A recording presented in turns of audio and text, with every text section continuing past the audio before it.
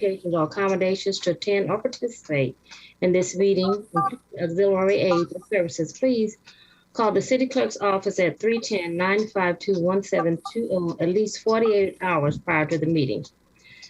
The public may address the members of the city council on any matters within the jurisdiction of the city council or on any items on the agenda of the city council during the designated public comment period. Because of the threat of COVID-19, the coronavirus, you're urged to take all appropriate precautions.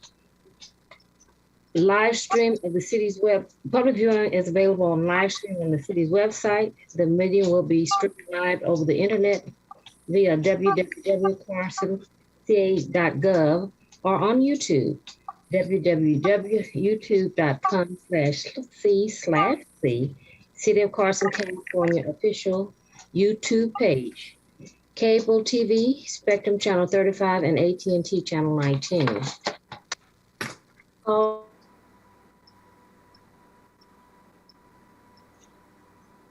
Madam Mayor, you froze. Madam Mayor, you froze. We can't hear you. She froze. Looks like her connection's frozen. I believe while she's someone let the mayor know she froze, I believe we were getting ready to call do roll call to establish a quorum. No problem, MPT. I will begin with roll call. Councilmember Rojas. Present. Councilmember Deere. Present. Councilmember Hicks. Present. Mayor Pro Tem Hilton. Present, and just for the sake of communication, the mayor's present as well. She's just going to jump back on, I'm certain, just having technical difficulties. Correct. So with that being said, everyone is present.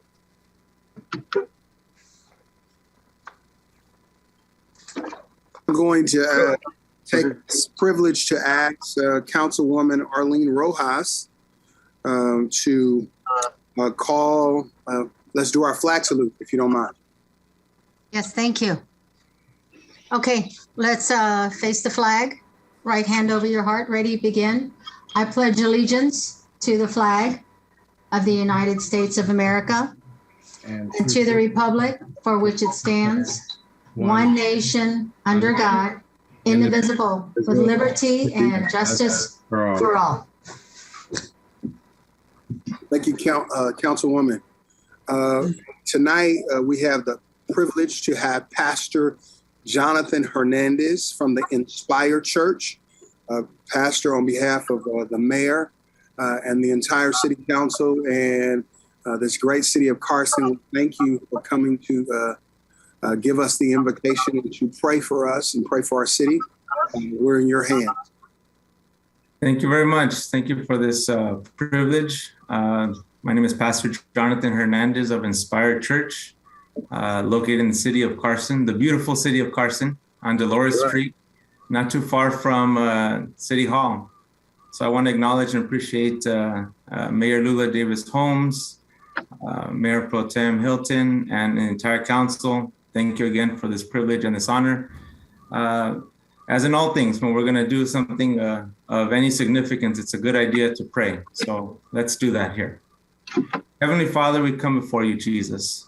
Lord, I want to right now just pray a special blessing upon the proceedings that's going to take place here this afternoon, Lord. Lord, you know all things. You are the giver of wisdom, Lord. And that's my prayer this afternoon, Lord, that you give wisdom, Lord. Give wisdom to all the folks involved in this proceedings, Lord. Give them understanding, give them compassion, give them courage, give them strength, Lord Jesus. Lord, I believe we are an assembly of believers, Lord. I believe that this city is a city where you have wonderful plans. And Lord, we come before you, Lord. I just want to pray that you guide all the conversations, all the decisions. And lastly, Lord, I want to speak a special blessing over the family members of all the folks that are represented on this call, Lord. You know if they're married or if they have children, Lord, bless them, Lord, because I'm a firm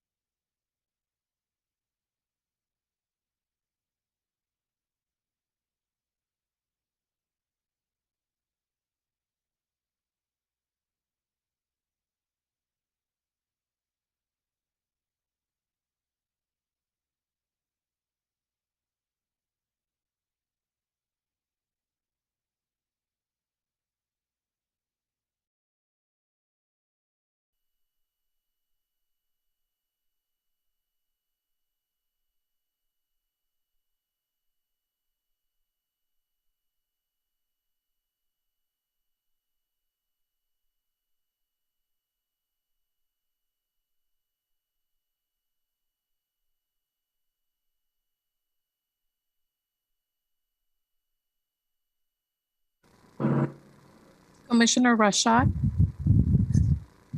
Present. Commissioner Hernandez, Present. Alternate Mfume, Alternate Mfume, You're on mute. Sorry. Present. Sorry. okay, thank you. Commissioner Wilson, Present. okay, we have a quorum of 8. Also, Doc Doso looked like he just joined us. Doug Dassel, I'll write it in. Thank you, thank you. So we have 9 commissioners. Thank you. I'd like to move to oral communications for matters that are not on the agenda. The public may. Commissioner Diaz, can I make a statement at this point, just so to make sure we have a chair for the meeting? Yes, go ahead. So our normal acting chair over the last few months has been Vice Chair Palmer, but since he's not here today, we need to appoint a chair for this meeting. Yes. Yeah. I'd like to make a motion to appoint Commissioner Diaz. Okay, so Commissioner Guerra, if I may just brief the commission on the standard that applies. There's a special action that the commission needs to take in order to add an item to tonight's agenda to appoint an acting chair for tonight, since it wasn't agendized. In order to do that, it requires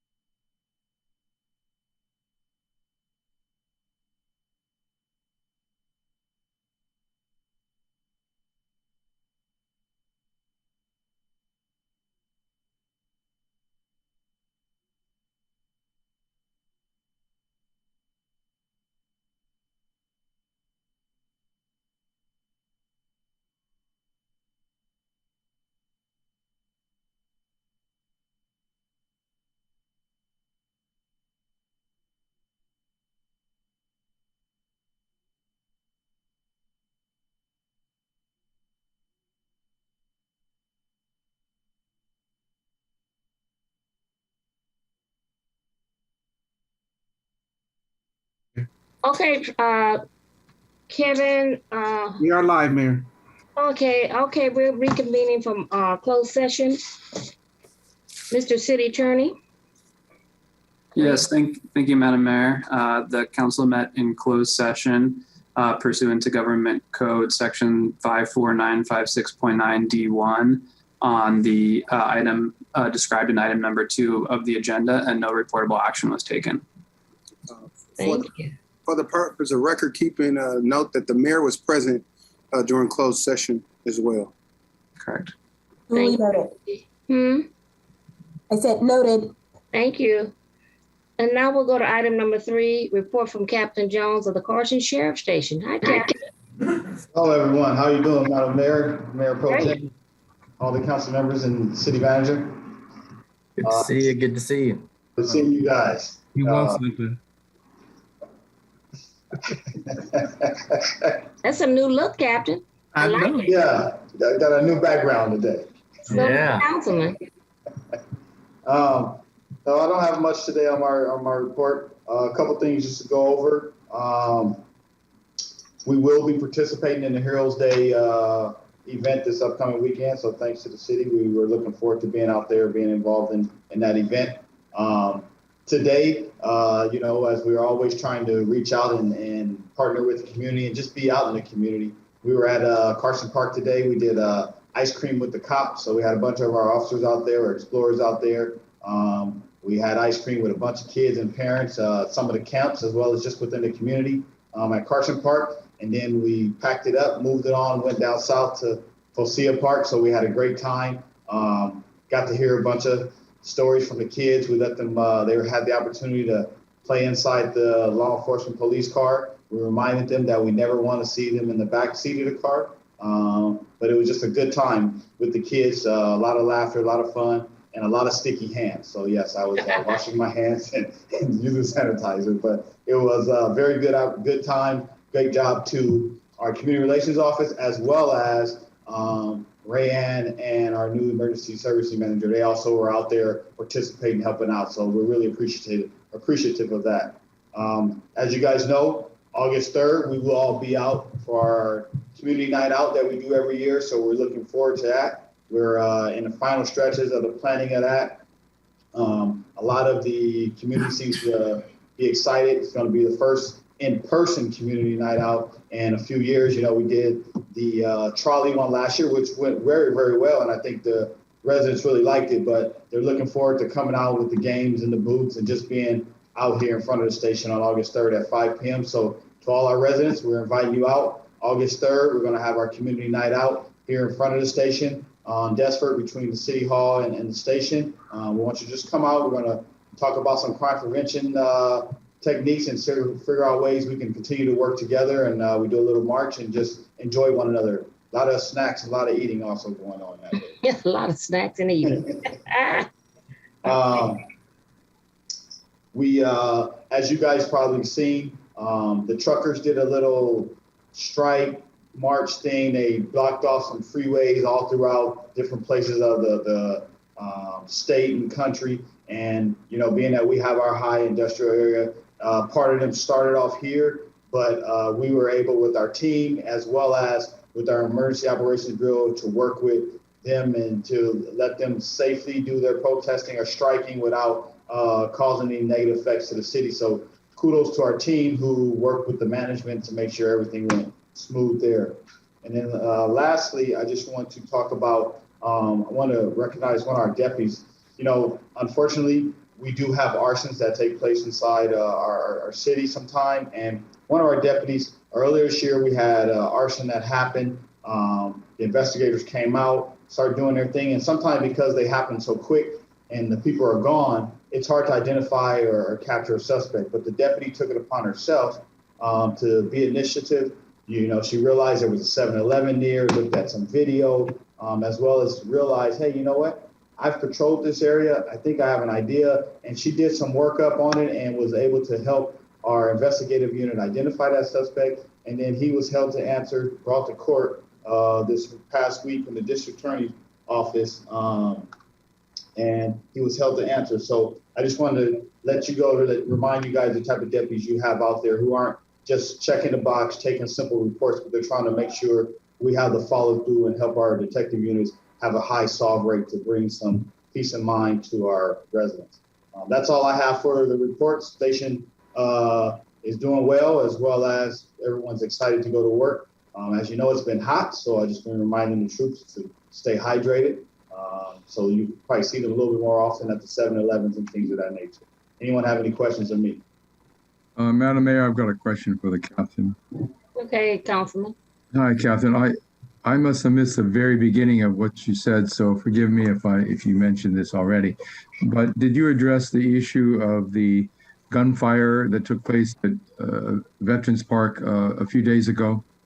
No, I didn't address it because, yes, we do know there was some shots fired, but, at this moment, it doesn't appear, obviously it was negligent shooting, so we did take a negligent shooting report, but we have no other information that shows it was possibly gang related or targeted at anyone. At this moment, it just looks like there's some negligent shooting and someone just shooting randomly inside the sky near our apartment.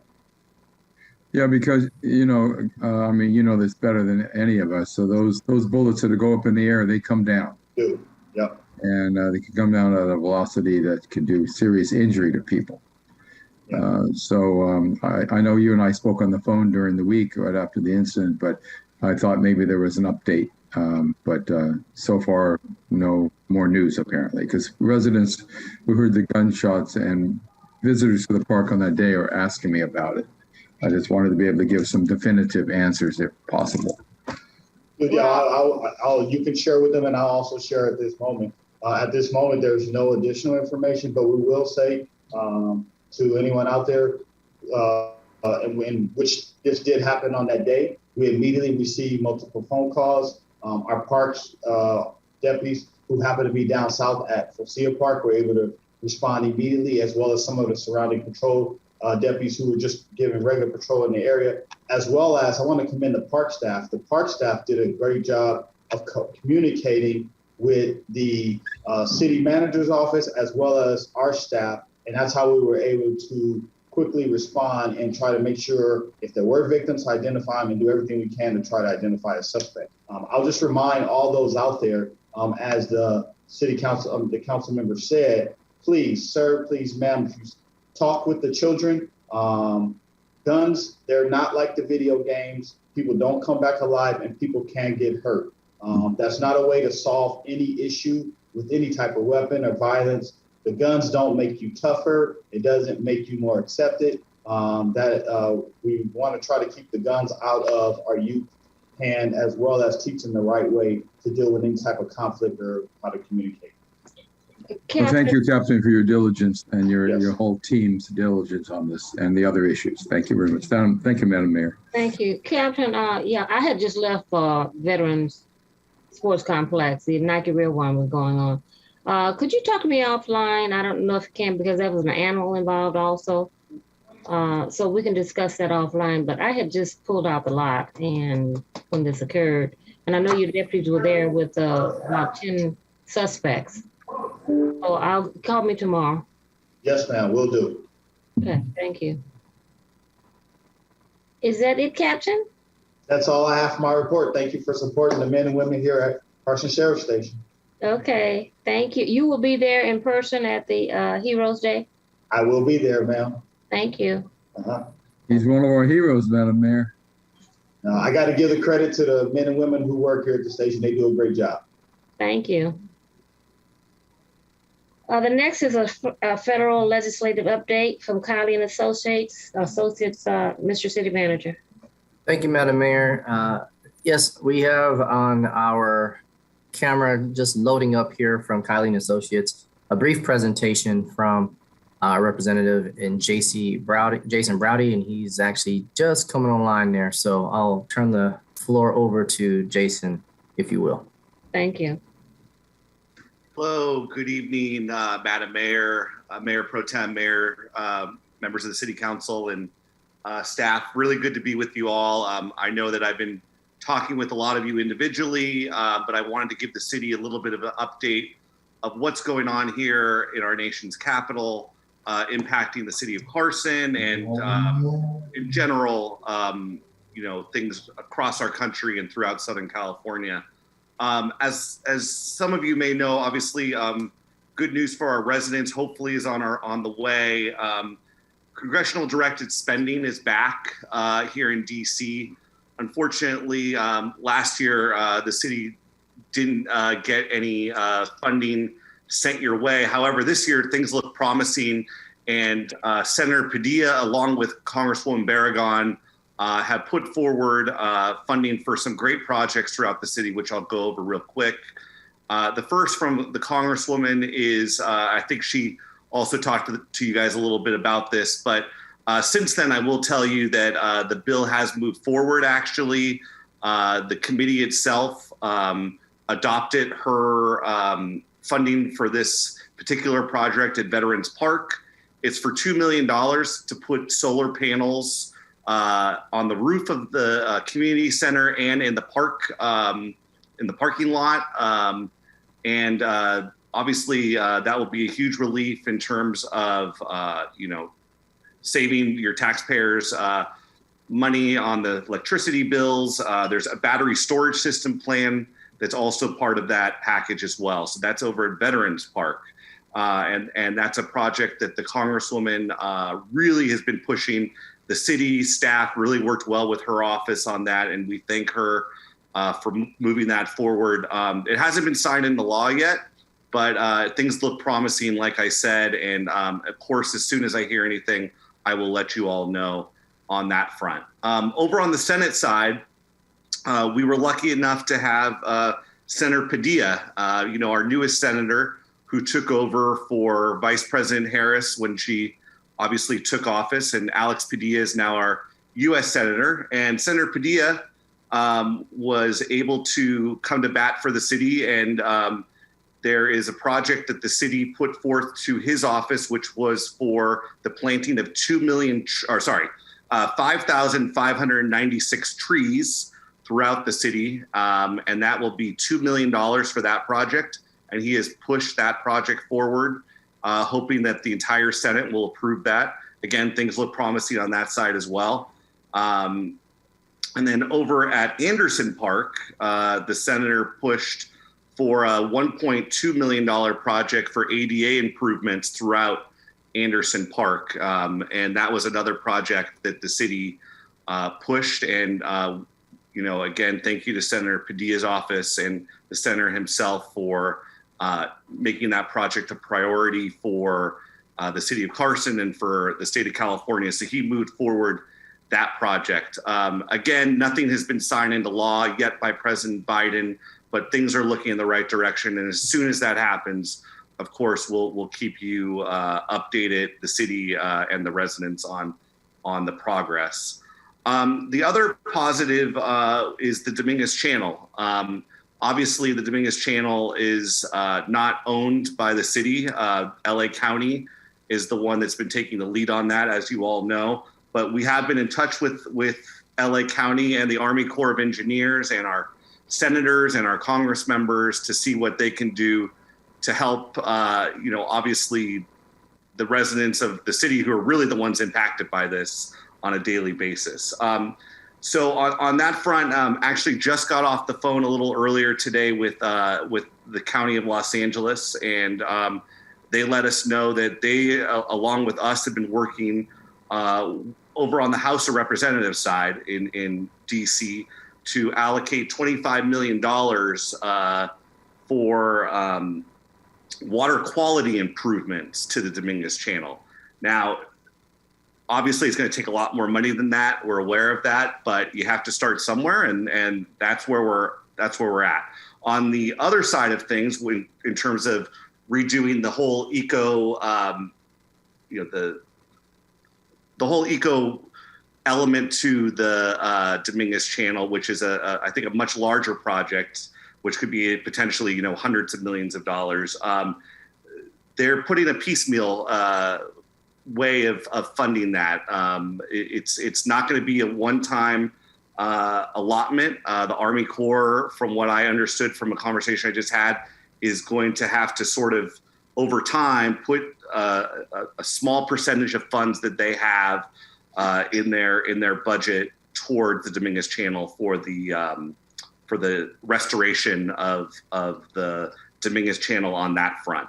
And of course, we're going to keep pushing it. Again, it's tough, since the city isn't really the day-to-day, player on this, but we're doing whatever we can. The County of LA, as some of you know, has an office here in DC, and I work with them on a regular basis to try and do whatever we can. They have their own lobbying firms as well, and I work with them as well. So I will keep going to bat for the residents of Carson on that front. Some other good news was a recent grant that actually started, a long time ago, a discussion that Councilmember Deere and I had with the EPA. And that conversation eventually led to us having a conversation with the state's version of the EPA, the California version. And what that led to was an equitable community grant for some property over on South Main. And the city just was told that $315,000 for that project is going to be moving forward to the city. And we're going to have to work with the developer. It's actually privately owned land, but the city is the one who's going to be getting the grant. And that's going to be for remediation of some contaminated land on that property. So that's just a recent win that we have on the city. And I would thank all the staff and the council and the mayor for their leadership on that application. And James, I will shout out to James Nguyen as well, who did a great job on putting that together. Lastly, I will add that I know an issue that's very important to the residents, especially to Councilman Hicks, is the noise coming from the Long Beach airport.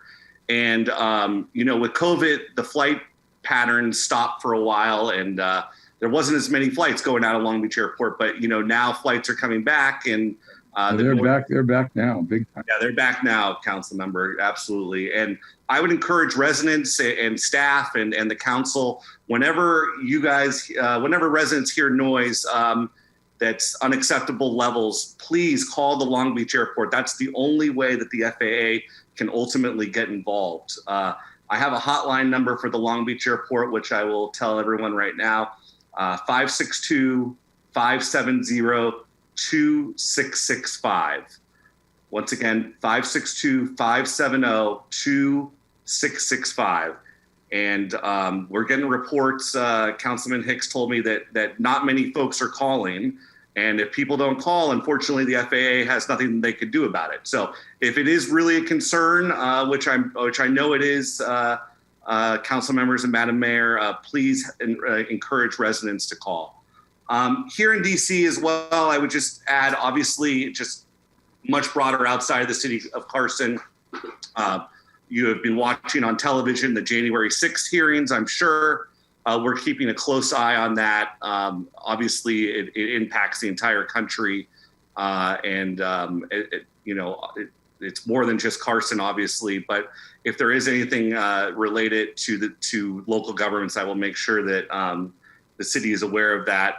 Over on the Senate side, we have various nominations that are going on for ambassadorships and judgeships across the country, which obviously have an impact on all Americans. And please, if any of the city council members or the mayor or residents would like to weigh in on that, I'm happy to take your concerns to our U.S. senators, who are the ones who have to provide advice and consent on those nominations.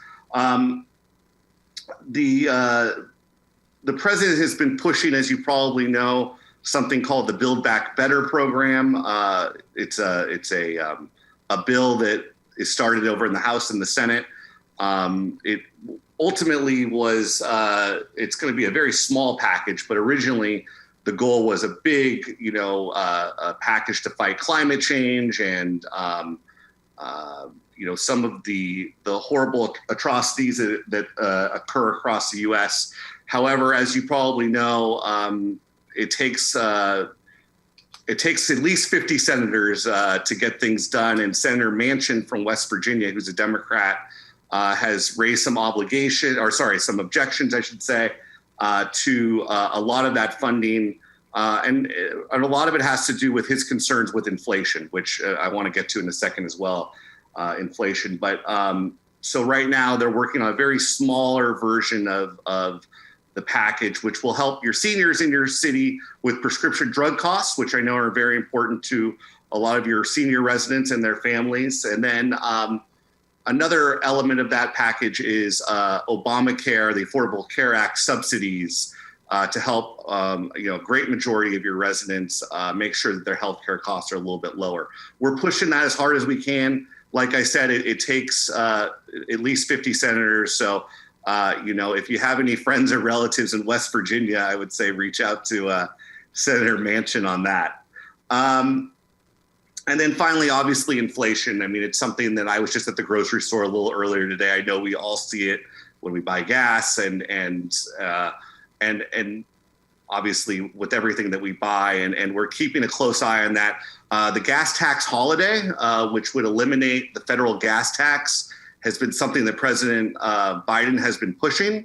However, I will say there has been resistance from Democrats in the House who have said that it's more than a gimmick than anything, because they're afraid that the fuel companies and the gas stations will just raise the prices back up to what they were anyway, even without the tax being there. So for now, that is not going anywhere. But again, if any residents are concerned about that and want to hear their voice heard, of course, please reach out to the Congresswoman or Senator Feinstein or Senator Padilla. With that, I'd be glad to take your questions, and just know that we're doing everything we can for the city of Carson. I talked to David and JR and Robert and Michael and Eliza Jane almost daily. So whatever we can do, we're here to help.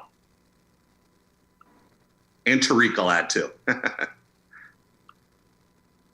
Madam Mayor, I've got a question for Jason. Jason, you mentioned ambassadorships. I'm just curious, what's the status of the LA mayor's appointment to India as the ambassador?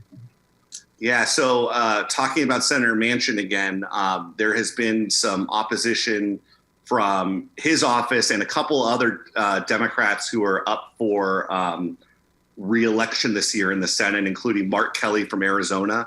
There were the sexual harassment allegations against a member of Mayor Garcetti's staff back a couple of years ago, and they've been putting a hold on that, as you know, because of those allegations. At least that's what they are claiming. So they have put a hold on that for now, and it looks like, to be completely honest with you, council member, I don't think it's going anywhere. Okay, thank you.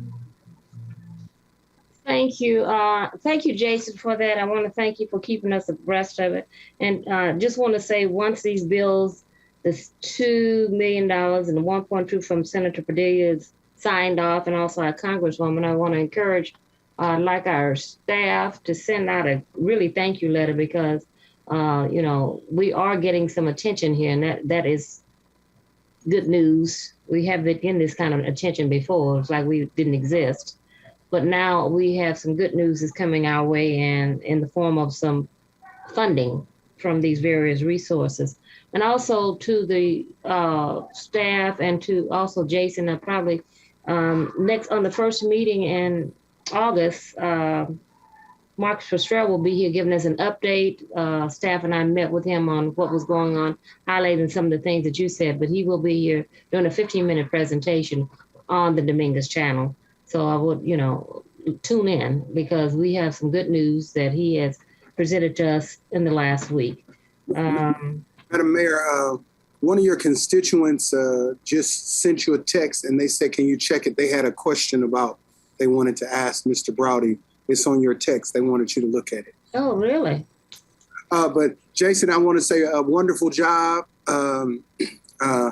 I wanted to say wonderful job to you. And this is great that we're getting this much feedback and play. That it's a good thing that we are on certain people's radar. Yeah, and I would just add, Mayor Pro Tem, that the other thing that it's going to be coming in the pipeline as well that I would add is the infrastructure bill. And I'm sorry, I should have added this. We had a call the other day with the White House. The city did, and about infrastructure projects throughout the city. I think it was one of the first times the city has sat down with either party who's been in the White House in a very long time, and it was a really good, positive conversation. One thing that I would take away from it, though, is this $1 trillion infrastructure plan, which sounds like a lot of money, and it is, but when you spread it across 50 states and hundreds of municipalities and water districts, et cetera, that money is going to go very quickly. And one thing that the White House recommended is, as much as possible, partnering with your neighboring cities, the ports, the water districts, the COG, et cetera. Whenever that makes sense, that's going to help our application a lot more. If we could apply together. And so just keep that in mind when we're applying for these grants going forward. And, I think that, a lot of people thought that it was just going to be sort of like the American Rescue Plan where the city was just going to be receiving allotment of money. No, it's going to be competitive grants. And, you guys have a good grant writer now, and I think they'll do a good job helping you on that front. But just keep applying and we'll help push it as much as we can on that front. Jason, I also want to ask a question. I think this is pressing to our constituents, and maybe you can run it up the radar. With the change in the Fed raising the interest rates, that's going to be a significant blow to communities, to urban communities, communities such as ours. One could buy a home. It is double the amount of a house note in some communities for people who are trying to buy what they call the American dream. Is there any rise that they may go back and lower these interest rates? Because we're on the verge of, people's retirements are in jeopardy at this present moment, who were looking to get out at certain times, looking to sell their homes, but now the market is softening based on these interest rates. They had been historically low for years, and all of a sudden they are almost rising every other week. Is there anything that we can speak to the legislators about? I know that this is to stop inflation. However, have they thought about the global impact that it's making? So I'll just tell you, Mayor Pro Tem, so next Tuesday, the Fed meets once again, and all signs are pointing, unfortunately, to home buyers that they're going to raise rates again next Tuesday on the 26th. It's going to be, what's that? That's just wonderful. Yeah.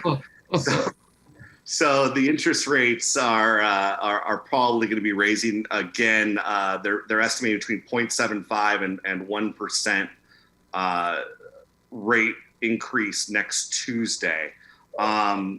Listen, I mean, I'm a lawyer. I did some econ. It's not my expertise, but they do have a rhyme or reason for doing this. Obviously. To stop the inflation and hopefully lower. I think their goal is to lower home prices by doing this. And obviously, I understand for the time being, it's going to have a big impact. I would say absolutely, Mayor Pro Tem, talk to the Congresswoman about this, your concern on behalf of you and your colleagues and the residents. And take this to the senators as well. But, this is unfortunately well beyond the city of Carson. This is, obviously impacting 300 million Americans. So I wish there was a better answer, but just going to be honest with you. No, I appreciate your answer and your candor. I wanted to put that on your radar that people at Carson is concerned about it. Where, you know, while it brings the housing prices down, right, still brings the level of housing payment up. For someone to purchase a $650,000 home, their house note will be $6,000 all in, $6,000. Where are people in our community going to get that? If we are trying to combat homelessness, combat these things, we can't combat those things. I know that, you know, they're trying to slow inflation down, but they have to make some sense of this. No, I appreciate those words, and please let's Mayor Pro Tem, when offline, let's talk, and I'll loop you in with maybe with Senator Padilla's office, and you know, you can express your feelings and obviously the concerns of the residents to his office. I think that would be helpful as well. And you know, I feel it myself. I would love to buy a house myself. I understand I'm in the same boat. So I will talk to you offline about that. One thing I will also just add when it comes to inflation is, you know, with these interest rates rising, obviously there's a lot of opportunities more at the state level for, you know, subsidies and other things that your residents can apply for. And, you know, I send that to city staff in terms of obviously Medi-Cal and you know, food the SNAP program, which are better known as food stamps and things like that. Obviously, you know, no one wants to you know, have to go down that route, but just know that the federal government and the state government are out there for potential resources when needed. And I would encourage folks to you know, reach out to their member of Congress whenever they have an issue. There's certain programs at the federal level which they can point to residents to apply to. So just recommend that. Okay. And I know there's a lot of money out for the infrastructure now. We've been in conversation with the county about partnering with them on this infrastructure bill that's coming out in the money. So there's kind of strength in numbers. And so that's what we've been discussing also. So I think you've been doing a great job. So I just want to say thank you. Does anyone else have comments? Oh, Cedric? Yes, ma'am. Yes, ma'am. Didn't the airport say there was 54 flights when we met with them that are designated to come through Carson, and there's basically nothing we can do about it? There's 55 flights that are designated through FAA, and FAA is not going to deviate their flight patterns just because of the city of Carson. But based upon the information that you presented, Jason, is that residents speaking to you directly. What can change this direction is that you contact this hotline number, letting the airport know, Long Beach Airport know, that we were never considered a flight pattern at the time that we purchased our homes here in the city. But to let them know that we are not going to tolerate the same situation that they did with LAX and the Century Freeway and that whole process. So we need to start the process by calling that hotline, and I'll give it out again. It's 562-570-2665. And I urge you to call every time you hear an airplane fly over your home.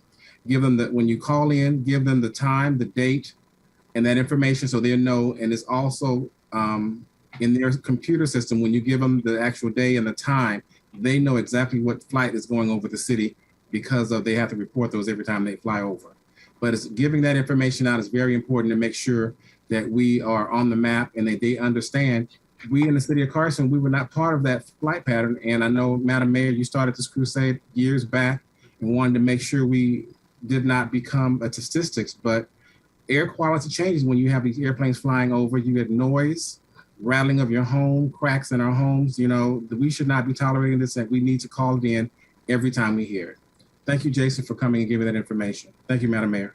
Yeah, and you just want to point out, piggybacking off that, Jason, and to our residents, when they did the call, the tracking, it was Councilman Hicks, myself, and I'm one resident that called in, and there are 55 flights going over our city that we did not know about until we had a meeting with all the key players, and that's what we were informed. So it's very important that they call in, and thank you for bringing that up, Jason, so we could have a little discussion early in our council meeting. Thank you. Okay. The next will be a presentation update on the current drought restrictions. Thank you, Madam Mayor. I believe we do have a brief update. Eliza Jane has invited a special guest. I believe that is online on here, and I'm just trying to confirm if they are. I don't see them. I don't know. Director Whitman, would you happen to know if the guest is available this evening? Yeah, actually, I'll be doing the presentation. Oh, well, you are here, present. Wonderful. I stand corrected, Madam Mayor. This will be done by Director Eliza Jane Whitman. Thank you. Thank you very much. Madam Mayor, Council, I want to give a brief overview of the current water conservation plan that we have going on in Public Works, and also to just give a few updates of where we are. Next slide. So there are some water conservation mandates that have recently come out. And so I have just primarily focused on some of the issues that are associated with Carson. So to comply with state law, we do need to turn off our fountains.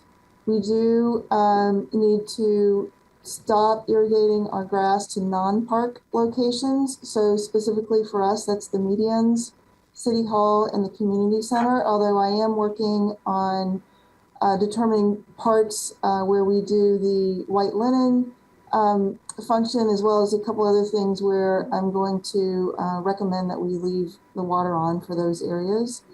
But any location where we have recycled water, those areas are exempt.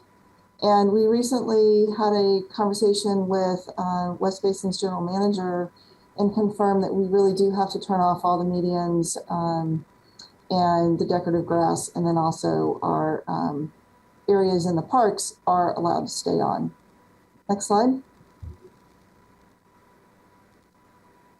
So in Public Works, we started understanding that there could be a potential for more drought restrictions. And so last fall, we partnered with Cal Water in West Basin, and we received a grant. As you may remember, back in January, we accepted it, and that was for us to be able to buy nozzles and spray heads for our parks. And so received up to $96,000 for us to be able to change out those nozzles and spray heads. In addition, our staff took a training class on water conservation in the Parks and Landscaping Department. And we also received a grant for City Hall and Community Center for drought tolerant designs. Because our staff took the classes and they received certifications, they also had to take tests. Carson is now able to obtain an additional $26,000 in rebates for the nozzles that we were received. So kudos for our staff for taking the time to do that. Next slide. So some of the things that we're doing is in the next 2 months, we expect to have all the nozzles installed at all of our parks. We plan on actually constructing the drought tolerant designs at both City Hall and Community Center. We're going to use both our own staff as well as a contractor. Any medians that have plants that are dead, dying, or not drought tolerant, we plan to remove so that it doesn't look badly. And then also any non-park grasses, as I mentioned, that water will be turned off. It actually, I believe, already has. We're going to investigate irrigation shutoff possibilities to parkways along parks. This was an idea that Councilman Hicks suggested that we look into, so our staff is going to do that. And then we're going to switch to drought tolerant landscaping and drip irrigation everywhere we can. One of the interesting things about what recently happened with the federal government, they kind of gave a statement to the Western states, any Western states that take water from the Colorado River, saying that they need to come up with a solution And if they didn't, that they were basically going to dictate how much water each state receives. So it's kind of becoming a little more restrictive, but I'm sure everyone has seen the pictures of the Colorado River as well as Lake Mead and Lake Shasta. Next slide. So Carson really is leading by example. Conservation shows that Carson has an understanding and recognition of the drastic state that we're currently in. Other cities and public agencies have already turned off fountains and medians, as well as non-park grass areas. Implementing our drought tolerant landscape design is really also going to be showing a lot of leadership. I'm committed to provide as many updates as City Council would like on where we are.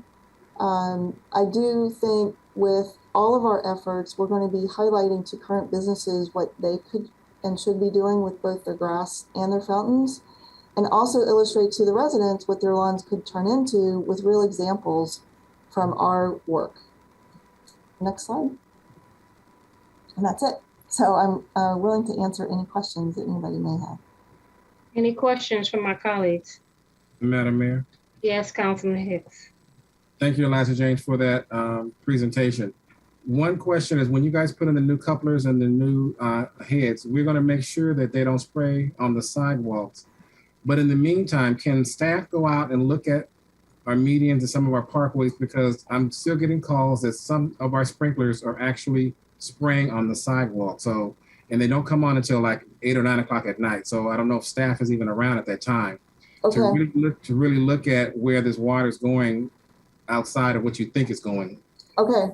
Yeah, actually all water should be off. So thank you for letting me know. Okay. And if anybody does have areas like that, please let us know. Maybe there's a valve that we just didn't realize we didn't shut off. Thank you. And Madam Mayor, yes. I'm urging my colleagues that we need to really push for, since we have the sanitation district here and we have reclaimed water that's being manufactured in our city, we need to get our medians on this reclaimed water. We could have a lush look, and we have the wherewithal and the actual water, but we need to get the connections in place. So I know there was some issues that we had with Carson Street being done, but at some point, if it's in our own house, we need to make sure it works for us versus anybody else. I think Eliza Jane and I discussed this at a previous meeting, and matter of fact, we'll have them to address that, because that was a point of conversation about these the reclaimed water, the purple line or whatever. Yeah, you got it, purple line. You got it. Okay, Liza, put that on your reminder list. I will, thank you. Okay. Liza, I don't know if this is a great presentation. I don't know if this is a good time to remind the list, but if you can call the electric or whoever, the power lines, there's a power line that's hanging on Central and University, and it's within arm's length. Someone can just reach their hand up. If you could call them, it's like to me, it's a 911, because if someone can stand on the curb and reach their hands up, I have pictures of it if you want me to send them to you. I actually saw that, and I did pass that on to the city engineer. So I'll follow up with him, because those look very concerning. I agree. Okay, yeah. It really needs to be. I think I sent it yesterday, and yes. I'm on my way here today. And it's still not. It's still down. It's still down, and on my way here today. And when you just spoke, it just popped into my head that I needed to say it to you. Say it, because I knew you had it, and I don't know who you passed it on to, but they didn't do what you wanted. Okay, I'll follow up. Thank you very much. Thank you. Any more questions from council members? Yes, Eliza Jana. Yes, sir. 2 points. One is about the purple pipe on Carson Street. The shared screen had kind of a contradiction in it, in that it said that city has to eliminate watering the medians and any non-drought tolerant areas. But then it said that the reclaimed water was exempt from that. But then at the very bottom, it again reiterates from the West Basin Municipal Water District City General Manager that, we have to not provide that water. So could you clarify if it's reclaimed water, are we still able to irrigate our medians? You are. In parks? Yes. Well, actually, all parks were allowed to water. So parks are exempt. But it's medians, ornamental grass, fountains. If that was recycled water, we would be able to continue with it. But if it's potable water, then we have to turn them off. Well, the fountain in front of City Hall is recycling all day long. Does that fountain have to be turned off because the water evaporates, or leave on because it recycles itself? So there's the definition, as I was told, was having a filter system, kind of like a pool. Uh-huh. And my staff was telling me that it wasn't like that. We don't have the same kind of filtering system. So we don't have a filtration system on the fountain? No. So none of those actually, Councilman Deere, and I talked to Elijah James. So Madam Mayor and Council, this particular fountain, as well as the others in the city, is something that Elijah James working on from a project perspective as well, to ensure that they're going to have that proper filtration system, so there could be the reclaimed water that's used at these fountains, because right now it's basically just using regular running water, and that's not actually something that we should be doing, and so that's why they were turned off. What about the recreational water at Carson Park? It has quite an extensive filtration system, but it seems to not be on very often. Could Eliza Jane or David Roberts, can you clarify to the public what's happening with that? The splash pads? Yeah, it's like a splash pad. The splash. I think those are more a different issue than the drought issue. My understanding is that we've had some technical issues associated with those. There have been some other issues with it, but how does it relate to your presentation today? Well, anything that's recreational, we're allowed to have use of water. Okay. So just like our pools we're allowed to have. Right. Okay. My second point is the landscaping around the community center and the city hall. The master plan's being developed for drought tolerant landscaping. I just want to be sure that the plan integrates the Carson International Sculpture Garden, which is designated by the City Council for that purpose, into the master plan. I talked to some people on the committee, and they said they didn't hear anything about that. And so can you reassure us, reassure the public that that is going to be coordinated, so there's no need to come back and redo things? Absolutely. And if I could have maybe offline who I should reach out to show them the plan to make sure we get coordination on the layout of the sculpture garden, that would be really helpful, because we do have some paths and some walking. Eliza Jane, can you speak up a little bit? Your voice is muffled. Sorry. So yes, if I could find out who I should be reaching out to, I would be more than happy to discuss our layout. Eliza Jane, you met with Mayor Pro Tem and I, and we're supposed to be having some renderings that we could look at, and correct, just because we walked the entire path, the two of us with the architect. So once that has been finalized and this ad hoc committee is ready to go, then we'll bring it before council. Sounds great. So you'll let us know when the next meeting is. So Eliza Jane, please keep me updated on the progress on that. Will do. Thank you. That's all I have. That's it? Thank you. The next is a presentation update on the slurry seal plan in residential areas using Arpa funds. Yes, thank you, Madam Mayor and City Council. That also is another presentation update. I believe this one is also our Director of Public Works. Thank you very much. So I wanted to briefly go over our slurry seal program. Very pleased to present what we've worked out on our slurry seal, and then just very high level citywide street program and how we plan on addressing that. Next slide. So with the ARPA funds, we in Public Works worked very closely with our maintenance folks as well as engineering to determine where exactly we could cost effectively and efficiently put in both crack and slurry seal throughout the city. And everybody decided or evaluated and thought that the residential areas were the best. So with maintenance doing our crack sealing, engineering is able to use our slurry seal piggybacking type of purchase ordinance. And that allows us to quickly hire the contractor who can do that slurry seal work. With a budget of $3.5 million, we really feel like we can get quite a bit done. And I believe the street lineal miles is around 36. Next slide. So we also, in addition to our crack and slurry seal effort, are also going to add striping to our efforts. Our maintenance crews began actually already crack sealing in July. We've got about 2 crews sharing the streets in all 4 districts. The maintenance right-of-way team should be complete in about 8 weeks. After they're done, engineering is going to be preparing what's called a materials purchase contract in July and August. And then using the piggybacking purchase ordinance, we're going to award to Petrochem Materials Innovation in the first city council meeting in September.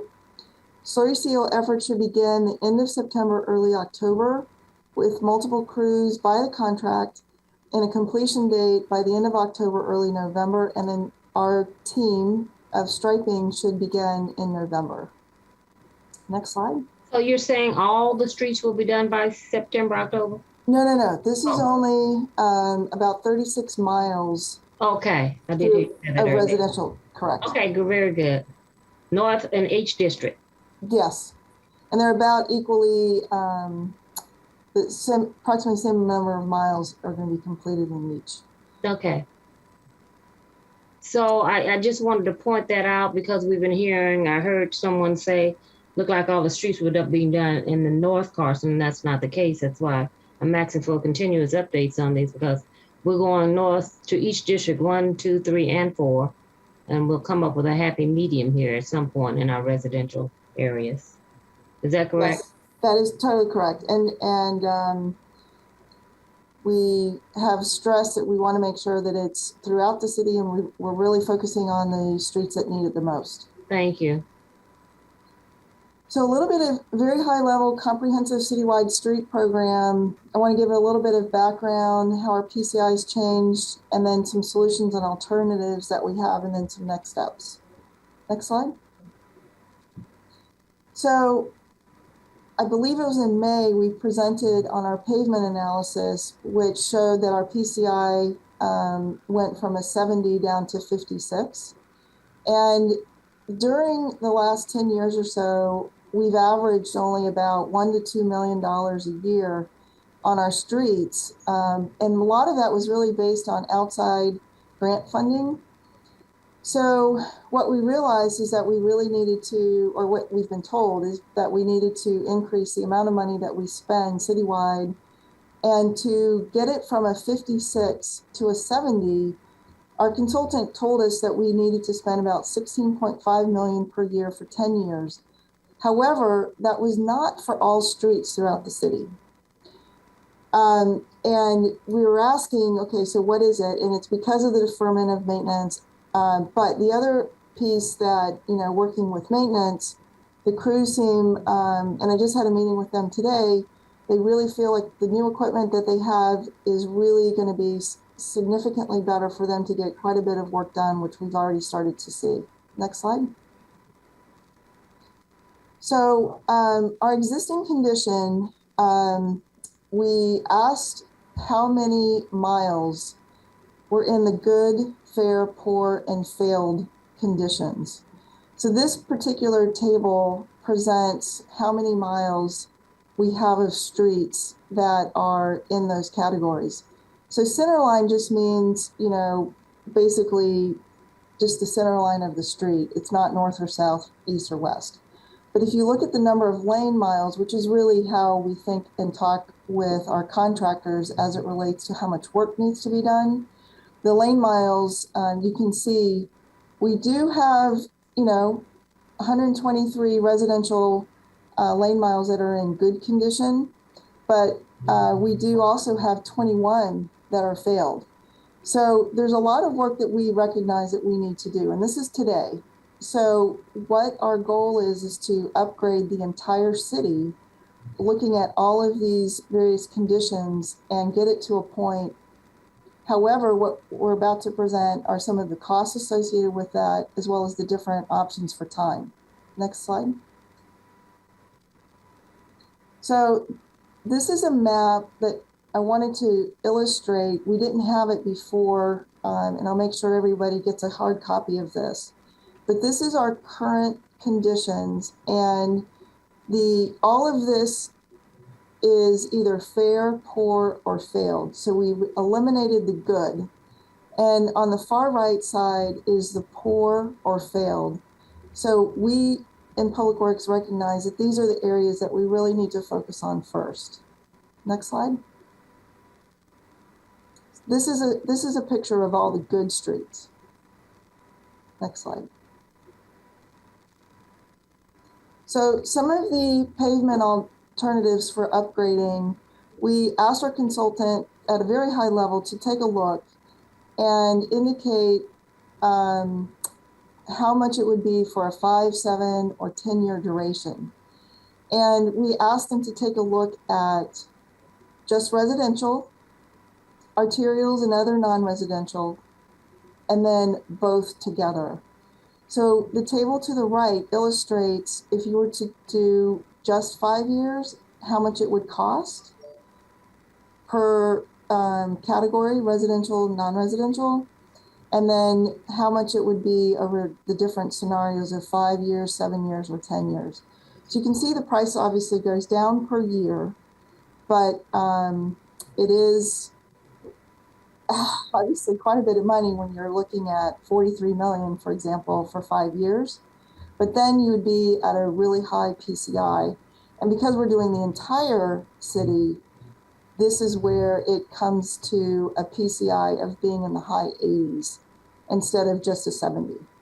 And it's because we're comprehensively looking at streets, not just the ones that the consultant originally indicated were ones to do, and that only got us to a 70. Next slide.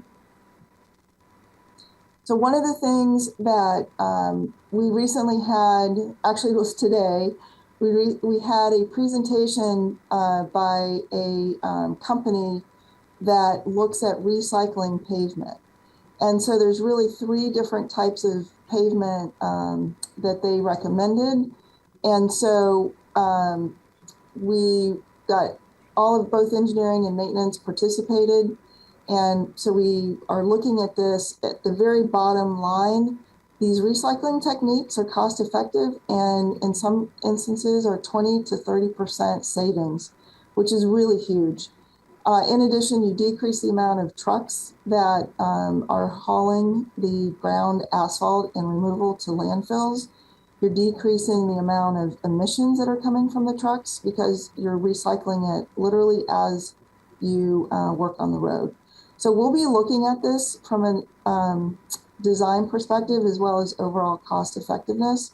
But I just wanted to let you know that these are some of the things that we're looking at because the amount of money is so high to do the things that we would like to do to make sure our streets are as good as possible. And I believe that's the end of my presentation. So happy to answer any questions. Okay, thank you. So we've been waiting for questions from my colleagues. Just, it's a very thorough report, and I like the way it's laid out, so it's really clear to us as elected officials, to the other staff at City Hall, and to the general public. So very good, Eliza Jane. Thank you. Eliza, you gonna give us a hard copy of that, you said? Yes, ma'am. Thank you very much. Thank you, thank you, thank you.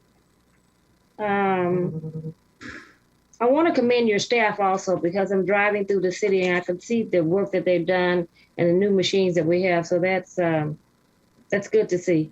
Good to see. I'll let them know. Thank you. The next one is a proclamation recognizing Heroes Day. Councilwoman. Yes, good evening, City of Carson. Thank you, Mayor, and the City Council for recognizing Heroes Day. This proclamation is dated July 23rd, 2022, and most of us know that we do have a Heroes Day event on that day. So we hope to see everyone in the community join us. Today, I will read the proclamation first, and then I will introduce our recipient. So Heroes Day. Whereas, if one were asked to define the word hero, many of us will list instances when a person has gone beyond their call of duty. However, being a hero is more than that. It includes having qualities that inspire a person to be stronger, smarter, kinder, and considerate of other people in desperate situations. And whereas, from the battlefield to the classroom, a hero may inspire change anywhere with their noteworthy actions. And whereas, on July 23rd, 2022, the City of Carson will be hosting an event to honor heroes in our community. Heroes Day is the city's way of thanking and celebrating individuals who have worked hard for other people. On this day, we honor these heroes by carrying forward their legacy. And whereas worldwide, every country around the world celebrates its own version of Heroes Day. People of all cultures have heroes to look up to in the fields of politics, arts, culture, activism, military, and more. In some cultures, these heroes have played an active role in establishing democracy and removing imperial forces from the country. And whereas in all levels of staffing at each grocery store, school, hospital, healthcare center, emergency medical response teams have proven that during the COVID-19 pandemic to be more than just essential workers, but frontline heroes. And whereas the responsibility, the dedication, and fortitude of these devoted individuals to continue administering services in the face of danger and uncertainty serves as an absolute inspiration to all. Whereas the united vision to protect life is realized at every sector within these organizations, from the housekeeping, janitorial, grocery store workers, support staff to the ICU, nurses, doctors, and respiratory therapists. And whereas the commitment of such heroes shines brightly, even as dark days have been seen. And whereas the City of Carson and its constituents are privileged to witness and hear of tireless collaborative caretaking efforts, which truly embody the definition of servant leadership. And the pledge that these frontline workers have taken to provide quality care and ensure safety of others is and always has been critical to the welfare of our entire city. And now, the appreciation for these frontline workers during this time simply cannot be overstated. Now, therefore, the mayor and the City Council of Carson, California, hereby recognize July 23rd, 2022 as Heroes Day. We are joined by business industries, faith, educational institution, leaders, and show our gratitude and appreciation to frontline workers, also known as our heroes, and to encourage all our constituents to send words of affirmation, appreciation, and positivity to our heroes who work diligently on our behalf and observe this day with reflection for them and our community. It's dated this 5th day of July 2022, and this will be presented also in person on July 23rd. So we do have our recipient, someone that I believe is truly one of our heroes. And I will read something a little bit about him, but again, he is so much more. The city of Carson and the community, we honor Archbishop Francisco Frank Supnet Ignacio, a registered nurse. Archbishop Frank Ignacio has been a resident of the city of Carson since 2006.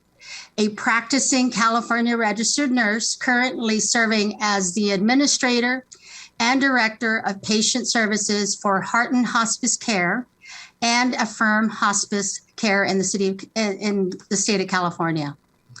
He has over 28 years of hospice administration, management, and as a hospice and home health care consultant.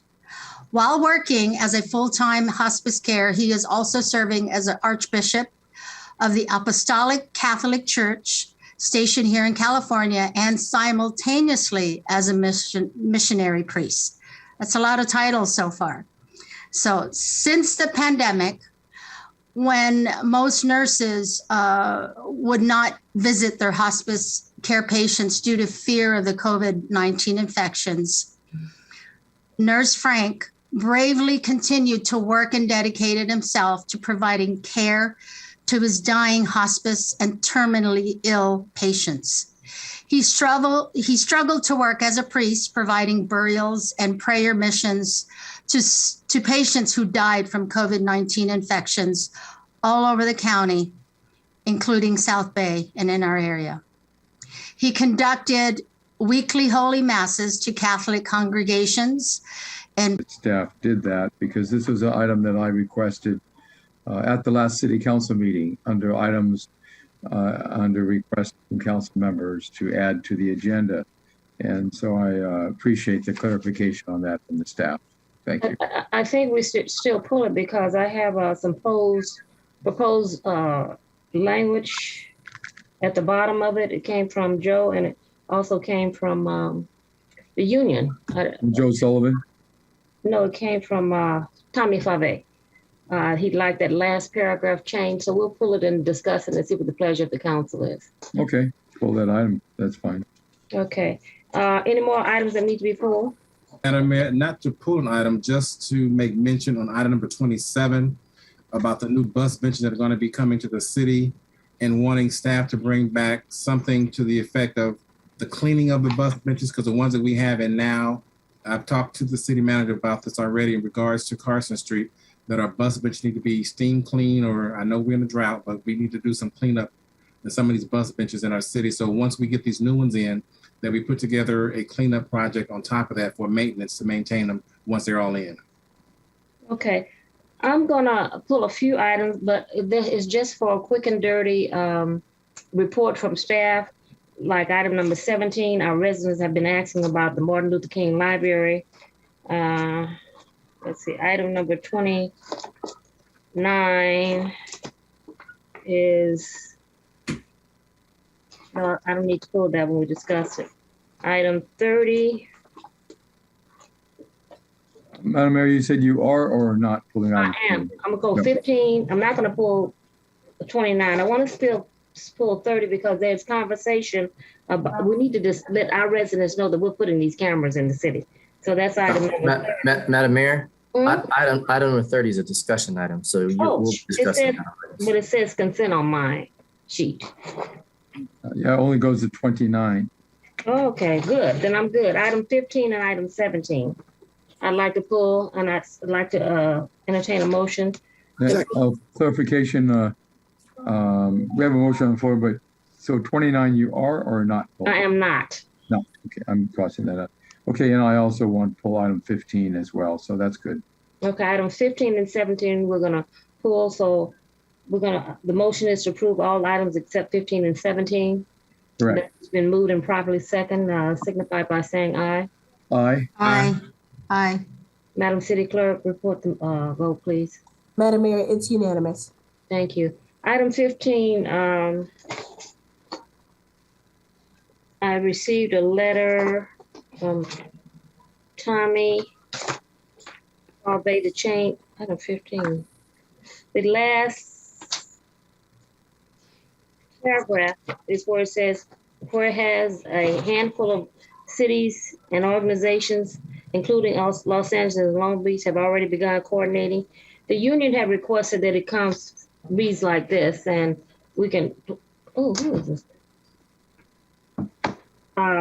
Whereas a handful of cities and organizations, including Los Angeles and Long Beach, have already begun coordinating in support of Archie's and are seeking a collaborative approach to requesting funding from the Department of Energy to establish the Los Angeles metropolitan area, of which Carson is an integral part, for consideration as a leading member of California's statewide Archie's initiative to become a green hydrogen hub.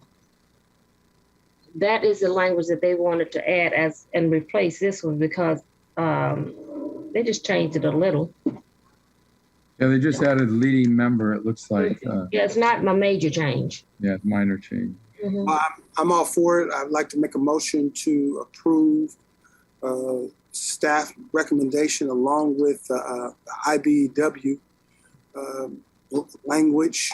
Second. It's been moved and properly second. Madam City Clerk, if you didn't get all of that, I will send you a copy of this if you like. So the resolution, Mr. City Attorney. Mr. City Attorney. Yes, ma'am. The resolution is approved with the exception of this addition that I just read, and they changed the last paragraph. Is the motion appropriate? Is this all we have to do with this resolution? Yeah, move approval with that modification. Okay, move approval. It's been moved and properly second with the modification. All in favor signify by saying aye. Aye. Aye. Aye.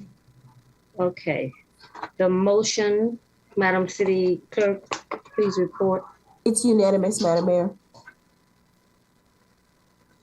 Item number 17 is the other one. Is consider a memorandum of understanding between the County of Los Angeles and the City of Carson for contribution to on-site library facility improvements. Just a quick report to let I know that our residents know what's going on. Mr. City Manager. Thank you, Madam Mayor. We have, for a brief update, as you requested, our Director of Community Development, Mr. Saeed Nasay. So please, Mr. Saeed, feel free to give that brief update. Thank you, Mr. City Manager. Madam Mayor, members of the City Council, this action approves a memorandum of understanding or agreement between the city and LA County library system for funding the improvements to the Dr. Martin Luther King Jr. Library in Carson. In 2019, the city collected over $850,000 for library improvements from MBK, who was the developer for the Evolve project on Del Amo in Maine. The proposed improvements include new furniture, shelving in public areas, new carpet and electrical for charging stations at tables, new interior and exterior building signage, IT solutions, landscape refresh, exterior paint, and some additional improvements. A final list of improvements will be made once cost estimates are in and the bids have been obtained. If the funding amount is not sufficient, the county and the city will mutually agree to which items will be removed from the list. This concludes staff's report. Just a quick and dirty. So I want to just make our residents aware and approve approve staff's recommendation. Second. All in favor signify by saying aye. Aye. Aye. Aye. Now we're moving to item number 30. Does everyone's item number 30 say consent, or is it just my item when you look at the face? No, mine says discussion, Madam Mayor. It does? Yeah, mine too, Madam Mayor. It's under discussion items 30 through 33. I'm talking about on the face of the agenda report. Mine says consent. That's what I was looking at. Look at your face cover sheet. It says Discussion? I didn't mind. It says discussion, and on consent it says 8 to 29. I know on the printout, but on the agenda item it says, I just circled it says consent. So anyway. You better talk to your staff about that. I think they're trying to set me up, huh? Okay, staff, give us a report, please, on item number 30. Thank you, Madam Mayor. I think we're all trying to be set up here, so we'll make sure we clarify that. But mine does say discussion, so you might have there was a correction, so maybe you didn't get it updated. So we apologize. We'll make sure that you get the correct version, but it is a discussion item. Okay. For this evening. I thought you had just left it off. Yes, no, thank you. Appreciate it. No, again, apologies. It should state discussion as it does on the other items. But for this particular item, I'm happy to bring forward to you, Madam Mayor and City Council, as well as the residents of the City of Carson. I believe we have our Director of Public Works, Eliza Jane Whitman, to give a brief update on the report, and then I'd like to also weigh in once you, Madam Mayor, as well as the council, have any questions or thoughts or comments about this item. So, Director Whitman, if you'd like to give and read out that report briefly. Absolutely. Thank you very much. So a brief summary is we went out to an RFP on June 9th, seeking vendor to remove and replace the existing camera system along Avalon Boulevard that was originally installed in 2012. And it's used by the Carson Sheriff Station. This project is to design and install a new system with a 5-year maintenance period after installation is complete. What is unique about this particular project is we hired a consultant, one of our on-call consultants, to evaluate all the different technologies, not just with the cameras, but also with the internet connection, the broadband analysis. They looked at over 15 different types of broadband options and worked with our IT department as well as the Sheriff's Department and determined what kind of equipment the Sheriff's Department wanted to use, including their software and database. So we feel like we have a pretty robust system. In addition, what they highlighted is the type of broadband technology is one that the cameras will be able to expand throughout the city. So right now, originally, we had gone out to bid for 11 cameras in addition to 2 cameras that were license plate type cameras for a total of 13. However, the contractors proposed a system that can expand up to 200. So we were really excited to realize that this particular company recognized that it was something that the City of Carson would be able to add, not to just Avalon, but to other places throughout the city. So this is kind of a conclusion of my summary for the project, and happy to answer any questions.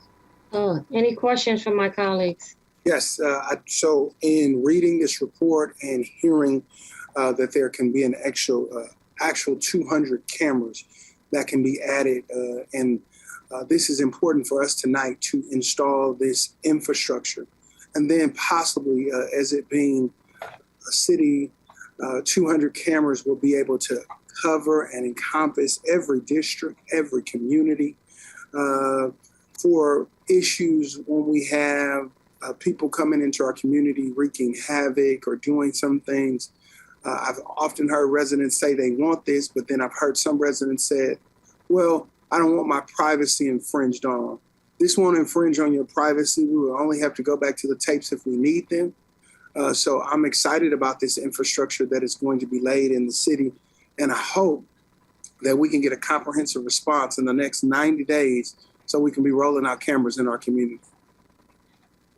What's the timeline, Mr. City Manager? Did I miss that? Sure. So if just so I don't misrepresent the actual estimated time frame, I'll ask Director Whitman to present you all with the initial project for the Avalon project first. So with that, we actually had asked that question because of supply chain. It's particularly with the cameras. We were told 6 to 9 months, but we're a little concerned about giving a specific time, even though that's not favorable, just because we just don't know. We feel like the computer system that the sheriff's station wants, the software, the cell towers, we feel pretty confident that we can get those, but it's more the cameras that we're concerned about. But we have been pushing to have them reserve those items quickly. Okay. But we'll give you updates as soon as we have any. Well, this is a step in the right direction, what we've been talking about for some time, and it sends a message to all of these people that cause havoc in our city that we're watching you and we know who you are. So thank you, staff and Mr. City Manager, for moving on this. Thank you, Madam Mayor. If I could just mention also, staff working on this. We're also going to be working collaboratively with the sheriff's station, because I believe both Mayor Pro Tem Hilton as well as Councilmember Hicks had asked that the cameras be directional in our main thoroughfares as well as the arterials within the city for entry points. So we're talking exits, entries into the city, major streets that identify when you come into the city, that are identified when coming into the city. And so the department, or the sheriff's department, is going to be critical and vital, along with our public safety division, public works, our IT division department.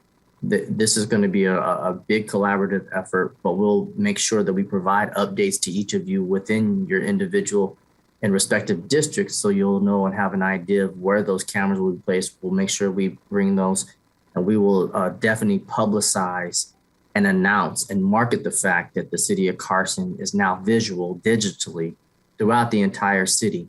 So that way it's being noised abroad outside of just our borders, that anybody that enters into the city, that they know that they can, one, if they reside here, you'll be safe because there is cameras watching those that don't plan on being here as a decent resident or decent visitor. And so we'll ensure that this is, again, being broadcasted out to other cities neighboring outside of the city of Carson. And so that way this city actually will be a beacon light, if you will, to security. Thank you. Councilman Hicks. Thank you, Madam Mayor.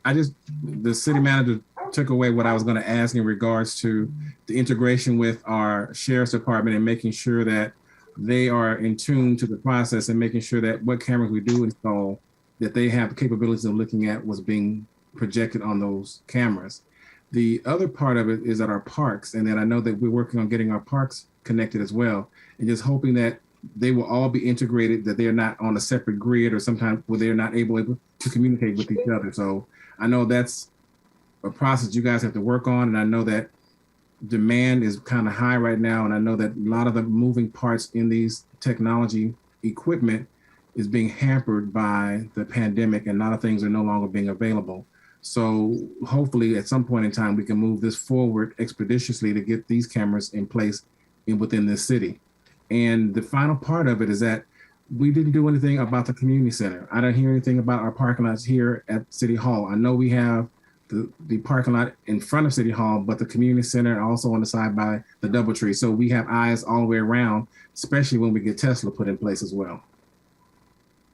Yes, thank you, Councilman Hicks. And that is actually part of the integrated project here for what we are being presenting to you all for approval. That does include our facilities here, our major facilities, including the new corporate yard. Madam Mayor. Yes, Councilwoman. Just a question, City Manager. Are we also collaborating with Cal State Dominguez Hills on their plans to upgrade their surveillance camera system, and then also with other businesses that are also looking to upgrade their camera systems. I think it would be a good idea if we were all on the same system so that we could share the information when it is a business. Thank you, Councilwoman. So we have not engaged with Cal State Dominguez Hills or the local businesses with what security cameras or intrusion systems they're utilizing. We do realize the information that we're receiving when it comes to our city streets, it's being downloaded to the sheriffs. And so we wanted to keep that separate from the grid and keep that away from an integrity standpoint to local small businesses, local businesses here, as well as even Cal State being its own separate entity. But I do believe it's a great idea that you mentioned to have kind of redundancy, because there could be areas where Cal State could potentially have their potential security cameras going along different areas, say University Drive or whatever the case may be. But then also we would do the same, but that information and data would be downloaded to the sheriffs, not to Cal State Dominguez. So we'll definitely touch base with them, I'm sure.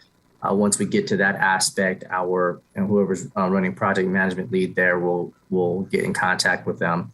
But that's definitely a great idea. But I don't believe we'll be doing that with the businesses just because of the integrity and the confidentiality we want to keep from to the city and to the sheriffs. Yeah. If anything, we could have a liaison with the businesses and be able to get their information and have them share it with us or share it with the sheriff's department. And more eyes in the sky is always good. Yes. Thank you. Yes, ma'am. Thank you. Madam Mayor? Yes. I think that the people that might be, the MPT mentioned a few minutes ago, might be concerned. We might be able to put some signage up so people are aware. It's not like we're secretly recording anyone. It's an area of public access. It's an area that the streets and sidewalks where anyone basically can take pictures. And so if signage is up properly, it makes it a little more relaxing for the general public.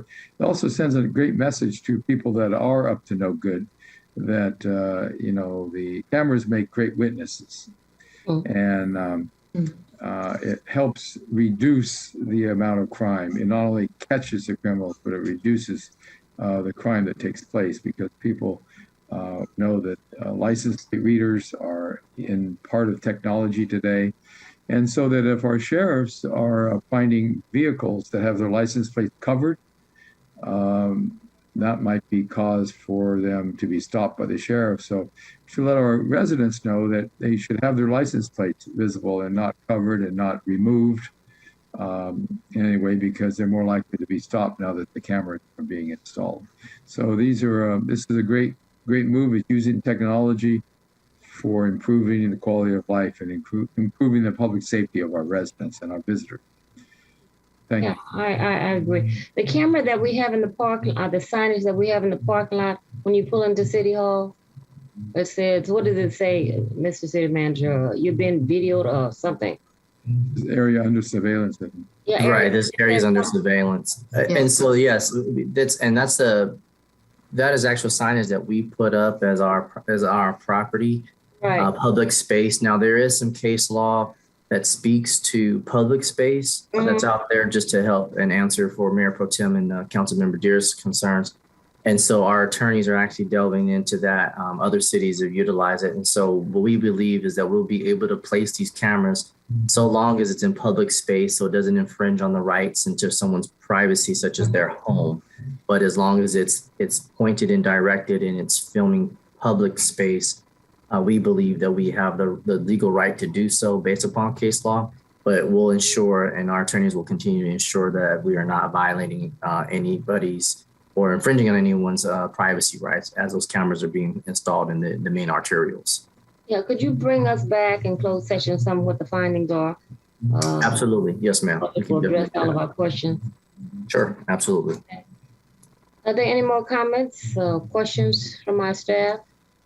I'd like to entertain a motion. We move forward with this item, Madam Mayor. Second. We need to waive further reason, adopt resolution, Mr. City Attorney. Madam Mayor, you could, we could clarify that it's a motion to approve staff's recommendation. Okay, very good. It's been moved and properly second. Everyone in favor signify by saying aye. Madam Mayor, under discussion, I think we should publicly announce that we're talking about amount not to exceed $571,827.14. And read the entire thing so everybody's for the record in it. Oh, all right. Okay, so my motion is to approve a public works agreement with Data Gear Incorporated for the removal, installation, and maintenance of the safety and security camera system and associated work along Avalon Boulevard for an amount not to exceed $571,827.14, and authorize the expenditure of construction contingency, if necessary, in an amount not to exceed $57,182.71, represents 10%, for change orders such as extra work items and unforeseen construction work that may be required to complete the project. Authorize the mayor to execute the contract following approval as informed by the city attorney. Waive further reading and adopt resolution number 22-152, a resolution of the city of Carson City Council amending the fiscal year 2022-2023 budget in the general fund and special revenue funds to appropriate $229,009.85 toward the proposed RFP 22-024 Security Camera Public Works Agreement Exhibit number 3. It's been moved and properly second. Everyone in favor signify by saying aye. Aye. Aye. Madam City Clerk.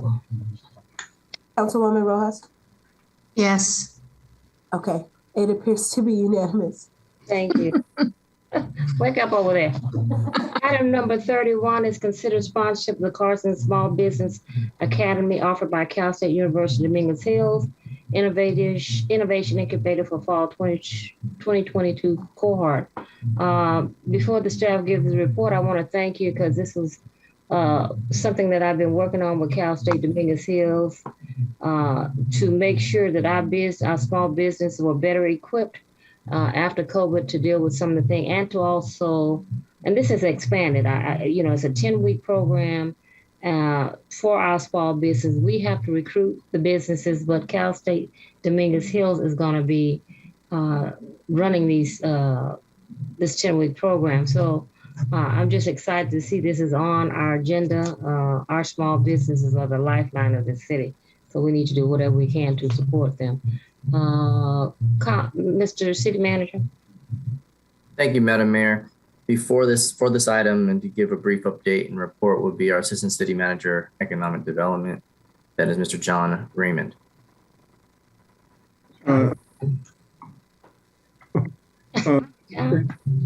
City Manager. Madam Mayor, you gave most of the report. Okay.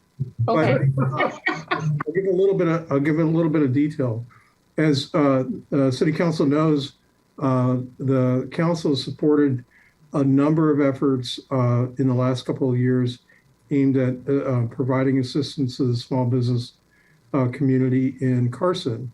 Back 2 years ago to the COVID Small Business Loan Program, and more recently creating a small business grant program, and the facade improvement program as well. As part of the discussion of those grant program and the facade program items, and in a number of the various discussions we've had and updates on the small business loan program, the council has raised the issue directly about providing small business assistance for businesses in Carson. In addition, related to the university and the town gown efforts that the mayor and the city council have undertaken to forge a better relationship with the university, the Innovation Incubator is really an asset that's available for the community to be able to use. It's headed up by The executive director is David Ochi, who was hired away from UC Irvine to run that program and has really taken it to a different level. And so they gave us a proposal to run the 10-week program, as the mayor mentioned, this fall for up to 30 Carson businesses, and it's a cohort. And so all 30 would go through the program at the same time. I think initially they were going to do it on Saturdays, and they realized they're running into soccer and football and that sort of thing in the morning. So they're proposing to do it on Friday mornings, 10 Friday mornings in a row. And it can be from mom and pop, very small mom and pop businesses, and up to larger small businesses using the SBA's definition of small business, up to 100 employees or up to $20 million in sales. And it's really a benefit to businesses to be in a cohort with businesses of various different types and sizes and things like that. So we're pretty excited about the proposal. They did ask the city to sponsor it. It's $9,995, is effectively $10,000 for this. It would be a pilot, and we revisit it at the end and see if it's successful, and then they can fine tune it and offer it up a number of times a year to a wider audience, different communities and businesses. But really, the first effort would be really for businesses in Carson, based on our desire to really provide some very professional technical assistance, and it's a small business growth academy, really training businesses up to grow and to survive in this environment. And then the last thing on it is, when we talked, I talked to Director Ochi a couple of weeks ago when I was putting this together. They can include elements in it. They're still putting the curriculum together about why Carson. What are some of the programs that we have? What are some of the advantages to actually being in Carson? And so it's kind of a good sales tool for the city itself, for us to be selling ourselves to the businesses in the program as well. That's not the whole program, it's just a little element of it. Just a little branding that we talk about. So that concludes my report, Madam Mayor, and I'd be happy to answer any questions. My colleagues, questions? I don't have so much. Oh, go ahead, MPT. Yeah, I was going to say I don't have so many questions, but I think that I want to applaud this council and these staff members for this partnership with Cal State Dominguez. So many people get into business, and we live in the day of entrepreneurship. And business is more than just a post, more than just showing up, saying you have a product, but the way to execute it and the way that you will learn through this academy is going to be life-changing and could be life-changing to your business. For so many people who started business and hadn't been coached and hadn't had a mentor or anything like that, these are to mitigate these things. And I'm excited that Carson is on the cutting edge of doing this. I know my colleagues would love to approve this tonight. I want to be the one to make the motion. So you go. Well, you're not gonna let me make it. You can make it. Go on. Go on, MPT. Go ahead and make the motion, and we'll do a little discussion. Then we'll do a little discussion. Yeah. Go ahead, everybody. Go on, MPT. I can make the motion with discussion. No, make it. We'll segment, then we go to discussion. Oh, right. Sure.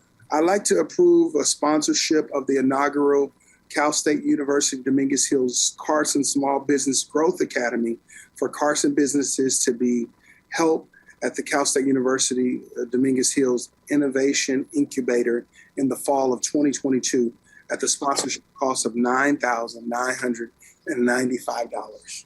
Second. Mayor seconds it. Now, under discussion? Yes, please. Yeah. Okay. Thank you, Madam Mayor. So I am also delighted that we're doing this. This is kind of a public public-private partnership, since the university is a government agency as well. And I think this is an example of working together with the university produces good things. And this is one of them, one of many. And it also, this type of program through the university complements the other good work we're doing in Carson to help our small businesses. We needn't forget that the small businesses produce jobs for Carson residents, they produce revenue, tax revenue for our city. Small businesses really are the lifeblood of a community like ours and many others across the nation. So I don't have a question so much, just a statement that we're doing the right thing. We're on the right path moving forward with this type of a relationship with the university. I'm complete. Councilman Hicks. Thank you, Madam Mayor. It's just overwhelming and very pleased to finally, with the town and gown, and to put the university and the city together for the betterment of this community. We've had this university in our city for over 50 years, and it seems to be a remiss, but I think we're on the right path now that we put together this city along with our own higher institutional learning, that every city cannot boast that they have one in their community, and we have one. And that now we're able to put together this incubator for our small businesses, those individuals who are thinking about going into business. It is one of the key components of a healthy community by looking at our young people, our middle-aged people, our older people who may be looking at to do a second or third career or first career. But again, Madam Mayor, I applaud you based upon your intuitiveness to work with our President Parham, to get this in place and to have this town and gown come to fruition. And now I know my colleagues are going to vote for this, but again, only great things come from Casa Dominguez Hills. I am a Toro. The mayor is a Toro. So we are part of that Toro nation. So understanding when you go through that process, you're going to come out ahead. Great things happen. Before we vote, I really want to thank JR and David Gamboa. We put together a quick team, met, and just to thank, I know JR, we worked you to death. But I just want to thank you because you took it and you ran with it. We talked about it, and now it's a reality. So thank you, and also to David Gamboa and the team that's at Cal State University Dominguez Hills. I think we started talking about this a year ago, roughly. Thank you. It's been moved and properly second. All in favor, signify by saying aye. Aye. Aye. Aye. Aye. You voted twice. I'm going to mute again. I know. I'm going back to mute. City Clerk, report the vote, please. It's unanimous. Go Toros. Go Toros. The next item is consider request from the mayor to subsidize youth registration fees for Carson. Let's capital underline and underscore this, Carson residents. All other residents. I'm the only one that's hearing this feedback. I'm hearing something. What are you It's getting? like drums. Somebody, yeah, somebody's playing their music in the background. Maybe native drumming. Yes. Calling on all natives. Madam Mayor, I think you're on mute, Madam Mayor. Everybody's muted. It's gone. It's this other person that I live with. Let me go downstairs. MPT, take over for a moment, please. Yes, ma'am. Staff, give this this brief report will be great. Thank you, Mayor Pro Tem, for the introduction. As I pass on looks like the camera has come up, and I'm going to allow our Director of Community Services, Mr. Michael Whitaker, who has just, if I would not be remiss if I didn't say, who just had turned in a wonderful birthday, is going to actually present this item for this evening. Happy birthday, Mr. Whitaker. Thank you, everyone. Thank you, everyone. City Council, glad to be here today. With the passage and adoption of the city's utility user tax in 2009, also with Measure C, revenues had been intended to offset the cost of participating in seasonal youth sports programs operated by our Community Services Parks and Recreation Department. The great thing is that Measure C really afforded the city of Carson to kind of subsidize some of the costs of youth sports for the benefit of Carson residents by definitely capping the league fee of $25 per season.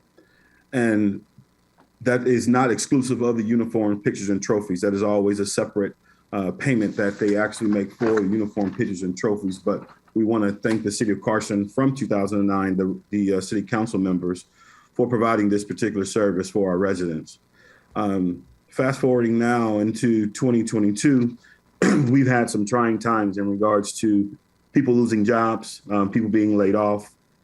We also have residents who cannot afford some of the services that we actually offer here in the city of Carson. And we definitely want to take that into consideration. And that's why the mayor wanted to put this on the agenda for today. If approved, the participants would still be required to register at their local parks via online and provide proof of residency, but that's really for verification purposes. They would have to provide something such as a utility bill, property tax, a lease agreement, or even a bank statement to prove that, number one, that they are Carson residents, as the mayor just stated again. And the subsidy would also, I want to say this again, it would not include the uniforms, pictures, and trophies for each individual sports season. Since the registration for fall sports has already begun, since we had this last item that was brought up on July 5th by the mayor, since we actually have brought this back, we have over 100 participants that have already signed up for our upcoming sports season. It will be extremely difficult for staff to go through and do refunds for all of those participants.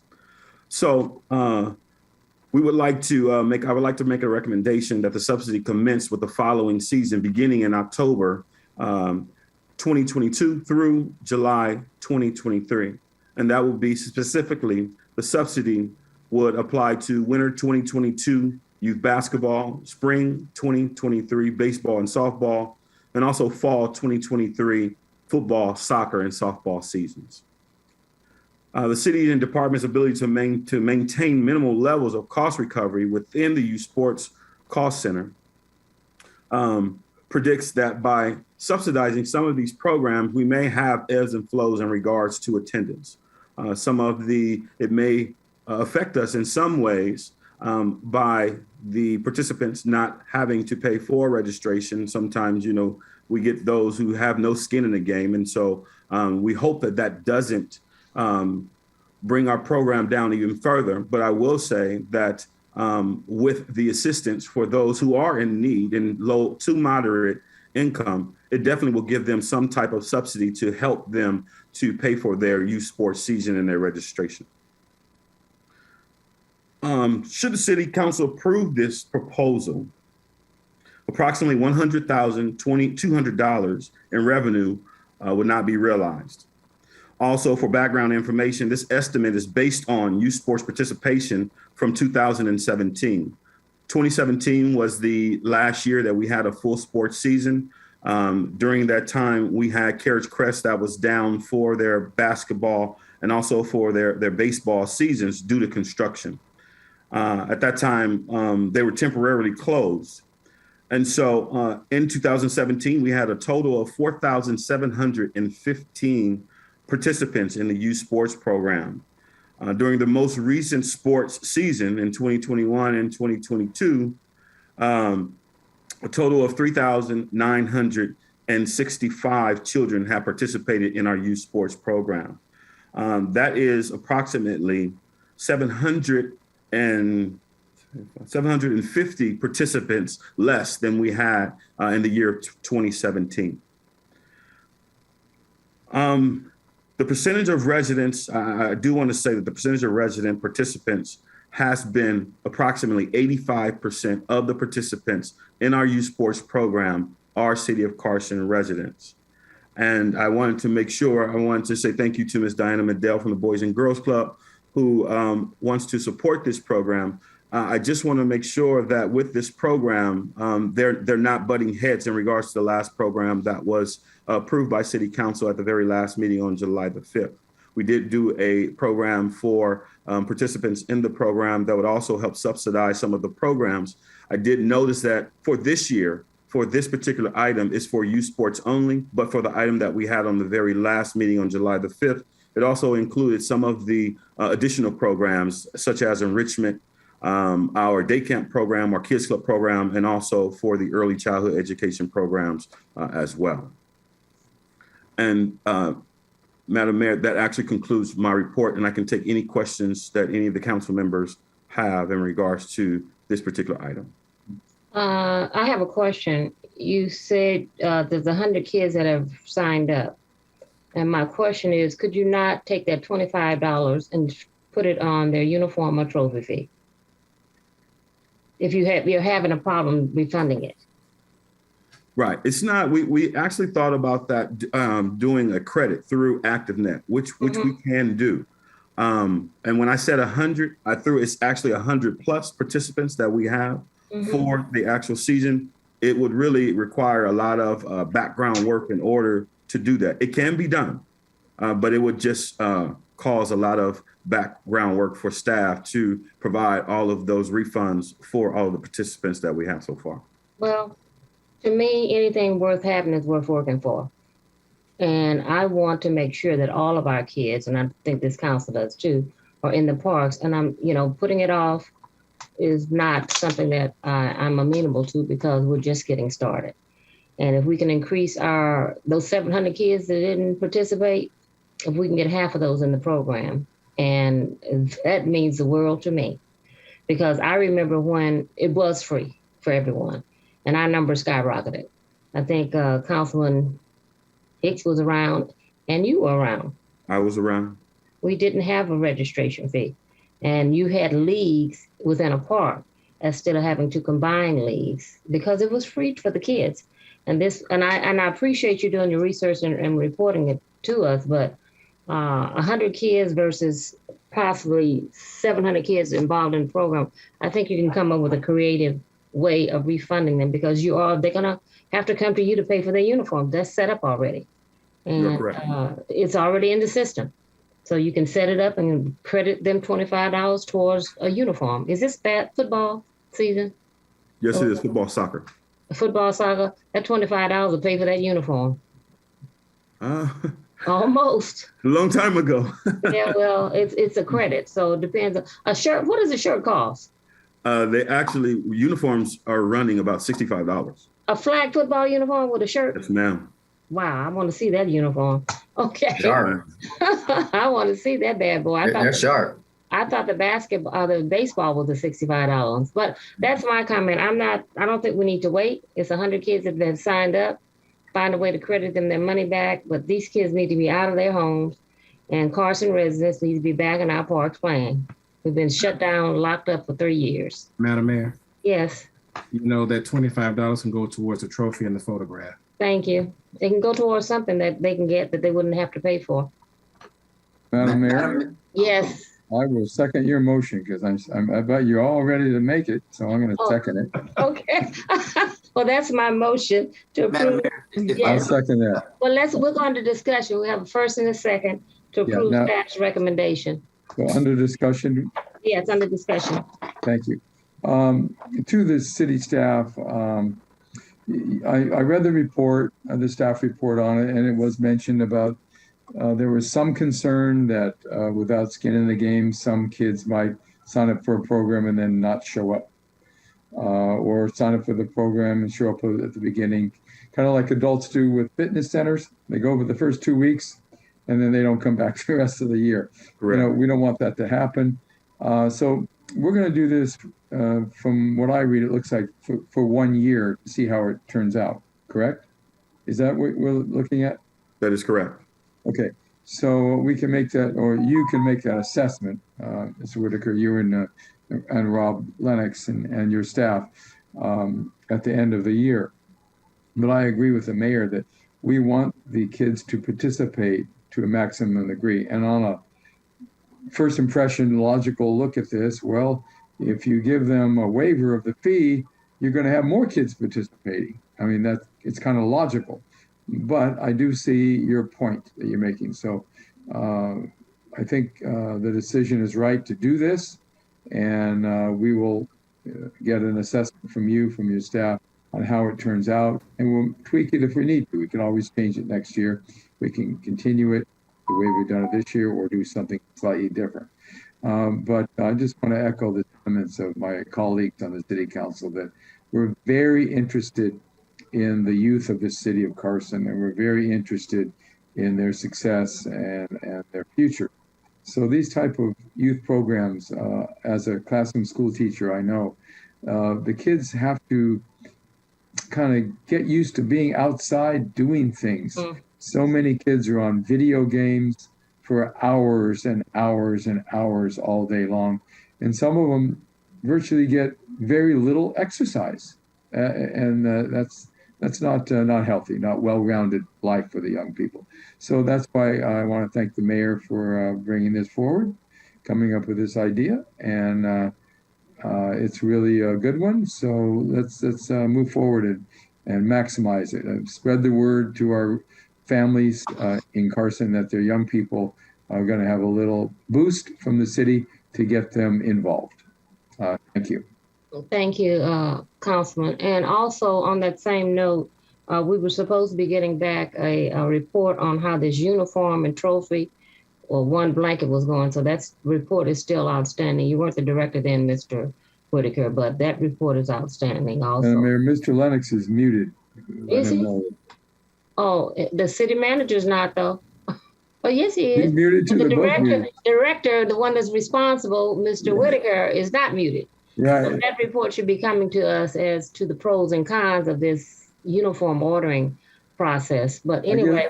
I guess Mr. Whitaker told Rob and David, just stay muted. Let me take over here. I got this. Right.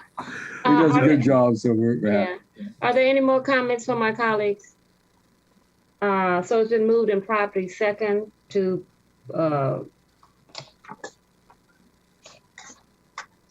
what was staff's recommendation?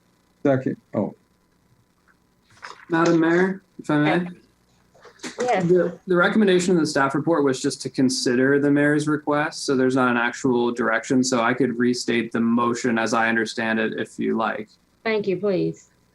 Okay, so the motion would be to fully subsidize the youth sports registration fees for all Carson residents for a period of 1 year, which is to say that for summer 2022 youth sports seasons, the fees collected would be refunded, or and I'm not sure about that. Is it refunded or offered a credit? Offered a credit, either one. Yeah. Madam Mayor, if I may, the credit option I think is going to be the best route. And for those who have already paid the full fee, they would have already paid for uniforms, trophies, and pictures. So the $25 portion can be credited to their ActiveNet account and used in the upcoming season. What if they don't play? They can use it for any other activity within the department. It doesn't have to be just youth sports. This is what I'd like. If they want it credited, you credit it. If not, you refund it. That's not that big of a deal. You write out a receipt, you take to the treasurer, she give you your money back. Okay, so give them the option. Yes, we can work with the treasurer's office on how to do that. Yes, it's an option. Okay. All right, so for the 2022 season, there would be a credit or a refund as stated for the people who have already paid. For the people who haven't paid yet, the fee would not be charged for summer of 2022, fall of 2022, spring of 2023, summer of 2023, and I believe also fall seasons for 2023. I think you should, to get a complete season, you go through them now, football sign up, all the way through baseball, Director Whitaker. Actually, we're going football, soccer through football and soccer of next year. Okay, football and soccer of next year. Okay. Mm-hmm. All right, so then it would be to fully subsidize the youth sports registration fees for all Carson residents for that period of time. To the extent the fee is on the books, it's in a fee resolution. We don't need to remove that because it's only a temporary action at this point, but it would be essentially a direction to staff not to charge the fee and to use city funds to subsidize it for that period of time. Okay, and to bring back us a report at the end of that in a timely manner. Yeah, as well as to direct staff to bring back a report at the end of that period to determine further action at that point. Okay, that is the motion as stated. I think the councilman second that motion. Correct. All in favor signify by saying aye. Aye. Aye. Aye. Thank Madam you. Mayor, Yes.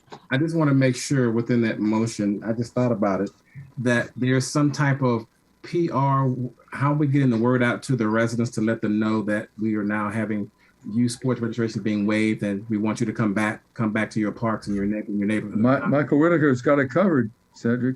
Oh, does he? Okay. Yeah, he does. I can tell by the smile on his face. He's already thinking of that. Yeah, he has that flyer is ready to go. Okay. We will make sure they're notified. Okay. Yeah, let's do everything and not rely on a text message, email, or whatever you guys do. One of my biggest ideas in regards to that is to, when we table for all of these special events that we're providing around the city, is to make sure that we provide those flyers and pass out some of those flyers to residents to let them know, and even make announcements. I mean, there are special events. So if we need to make an announcement to let the public know that, these are free programs for registration fees, we can definitely notify them through that way as well. And when the kids go back to school, you blanket all the schools and the church. Okay, thank you. You got it. Thank you very much. The next item is I know. Commissions, committees, and boards. Commissions, committees, and board. Who has an opening other than me? I have one. I have one. Planning, you have public relations, Councilman. Yes. Councilman Deere has public relations. Correct. So let me turn to that. Get my notes.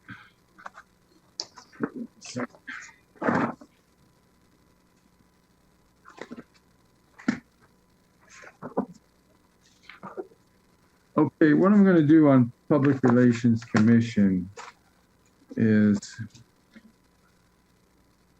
I'm going to take the liberty to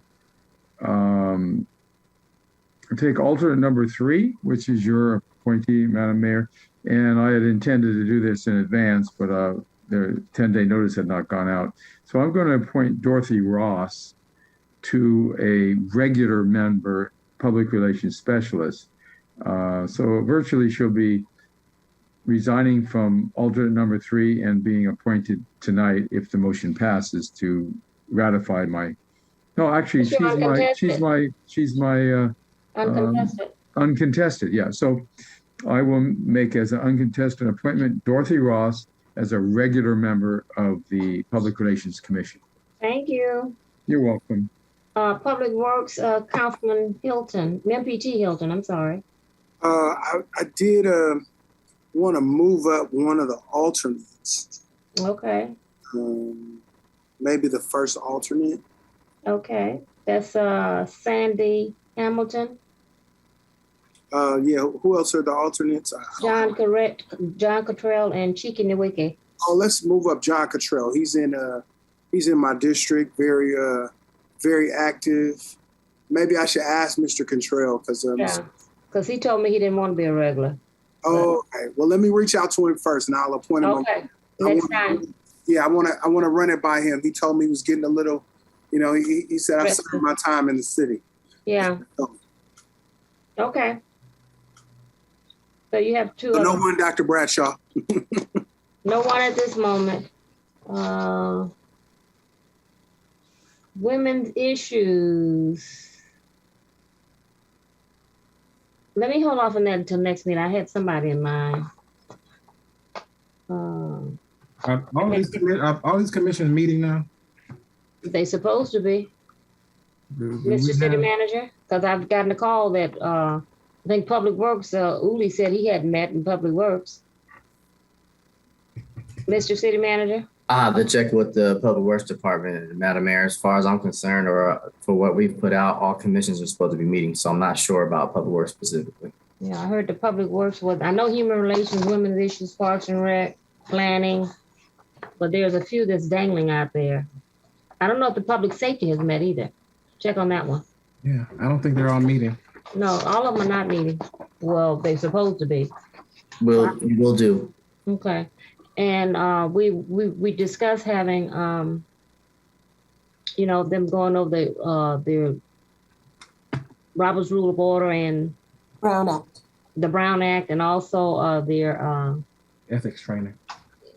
their duties and responsibilities that's outlined in the charter. Because we got a lot of new commissioners that don't. They say, what am I supposed to do? So please. Yes, ma'am. I think for the training, we were being asked to wait, if I'm not mistaken, until September, once kind of the summer season and vacations kind of went over, so that people were not missing or not out.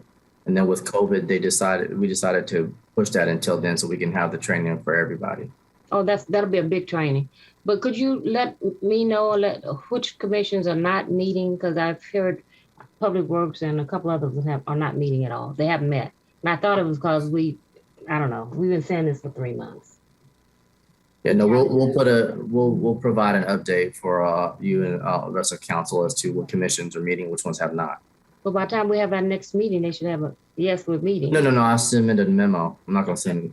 Also, and then I requested that the staff that's in charge of these commissions and committees be given the proper training.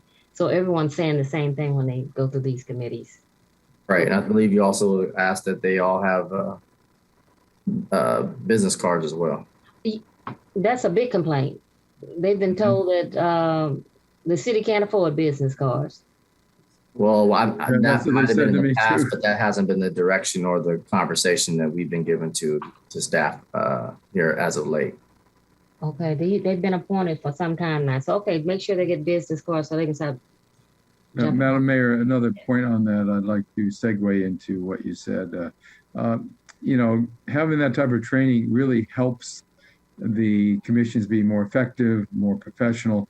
It also helps them get along with one another better because they all have the same definition of terms.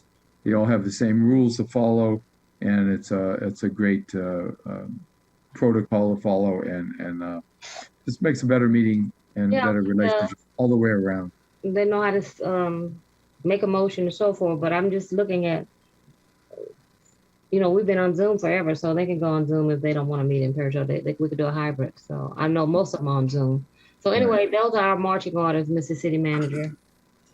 And so that is it for commissions and committees. I'll let you know who that women's issues person is at our next meeting.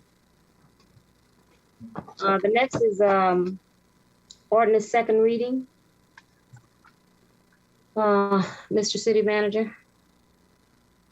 Thank you, Madam Mayor. So we have a second reading for an adoption of ordinance number 22-2215, an ordinance of the City Council of the City of Carson, California, adding a new section in regards to the possession of a detached catalytic converter to Chapter 1 of Article of the Carson Municipal Code, establishing regulations defining and prohibiting the unlawful possession of detached catalytic converters in the City of Carson. So that's Article 4. Apologize for your second reading approval. Madam Mayor? Yes. Since it is a second reading, I don't think we need to read the ordinance again. No. So I'll make a motion to approve staff recommendation that we approve the second reading tonight. Second. Then approved and probably second. MPT, were you the one? Yes. It can go to whoever. It don't matter. Okay, we'll give to MPT. He's so generous tonight. It's been moved and properly second. All in favor, signify by saying aye. Aye. Aye. Aye. Okay, Madam City Clerk. It's unanimous. And I also have the memorial adjournments. Okay, and the memorial adjournments, Madam City Clerk. Yes, Madam Mayor. These are the names that I received. David Lee Ross, Sr., Dolphus Bob Preston, James Smith, Sr., Cesar N. Dalig, Sr., Clara Fajardo, Alberta Watts Davis Simpson. Does anyone want to add any names to that list? I have one, my line sister, Delta Sigma Theta, Yvonne Marie Bland Harriston, Harston. She passed away day before yesterday.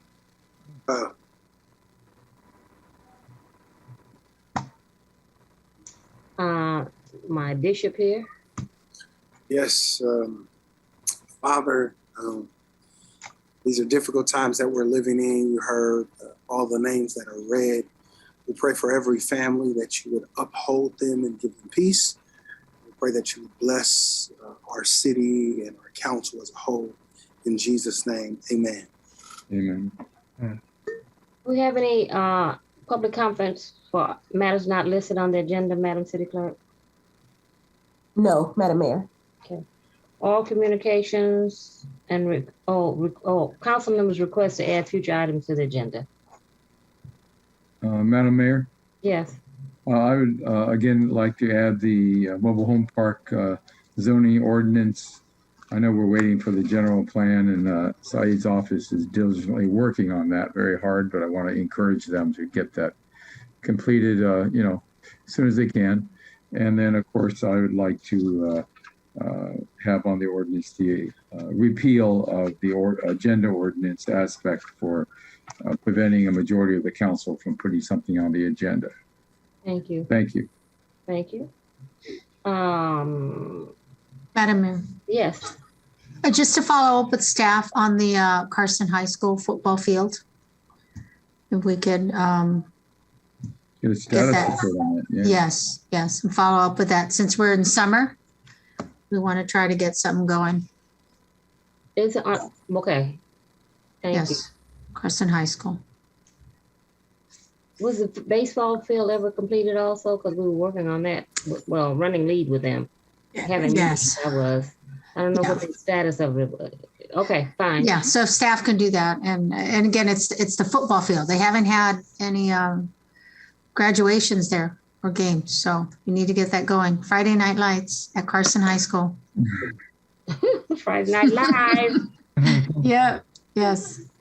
Okay, we don't have any items to recess to closed session. Any more comments from my colleagues? Madam Mayor, I just want to make an announcement. Yes. That and I know we only have one more meeting before this event probably takes place. On September the 17th at Cal State Dominguez Hill, will be the second annual Prostate Cancer Awareness Walk. September is Prostate Cancer Awareness Month, and just wanting to put that out there that this year was able to get Providence Little Company of Mary to be a title sponsor along with the City of Hope and along with Channel 11. And this year we're just putting it out to let people know we had over 300 walkers last year. We hope to double that walker in addition to that. And it's on September the 17th at Cal State Dominguez Hills from 8 a.m. to noon. And it's a 5K walk, and it's about 3.5 miles. If I can do it, anybody can do it. That was a fun event. Madam Mayor, to Councilman Hicks, sign me up for that because September 17th is my birthday, and that'll be a good day for me to be doing good exercise and joining the community in a great cause. Appreciate you bringing it up tonight. Anything?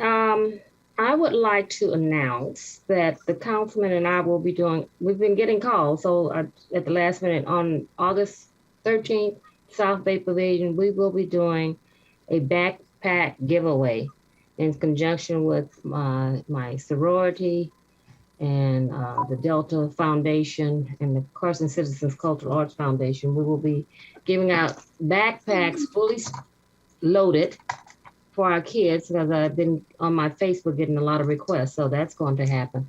And then also I'd like to announce that yesterday I had the pleasure of attending the LA 28 Olympic Games luncheon. Carson is going to be hosting quite a few of the events there, and I had the opportunity to meet with all the planners, all the decision makers. It was a good event. They were excited that Carson is going to be hosting at the Dignity and the tennis courts, a number of activities. So you probably read something about it in the newspaper, that they're here and ready to go. And 2028, Carson is going to be on the map along with other cities. But it's going to be will. Yeah, that'll be great. Great year. So they want to start working. JR, they're going to call us city manager with planning, start planning. They said the planning starts now, even though it's in 2028. So that was excellent news. And also you read in the newspaper that the city received $4.25 million grant for Fosia improvements. Woohoo! That park is going to be developed. We already had, thanks to Marathon, I think it was $8 million or something to that amount to help us renovate that park. So to the residents, it's going to become a reality. And there will be a community meetings. I know staff is going to put the meetings on to just celebrate this renovation of Fosia Park. It's long overdue. So my other comment is what? Oh, I'll see you at the Heroes Day. Yes. This Saturday. Uh-huh. I'm not sure. Yes. So Carson warehouse owners could be fined $17 million due to the Dominguez Channel thing, and I don't know where this council stands. Maybe we can get a group letter saying that we support this. Our residents absolutely really experienced a tumultuous time, dealt with this environmental justice issue, and I think that we should be on record. Every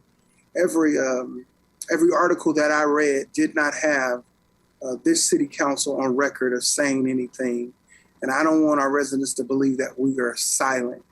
We support this. I support it. I can't speak. I support it.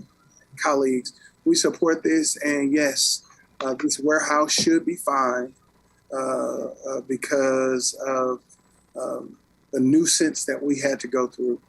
So I just wanted to put that on the record that I support it. I don't know if we need to have a formal action for us to get a letter to make sure that we write it to the powers that be, to the board that's going to make the decision whether or not to fine them or not. And print it in the newspaper.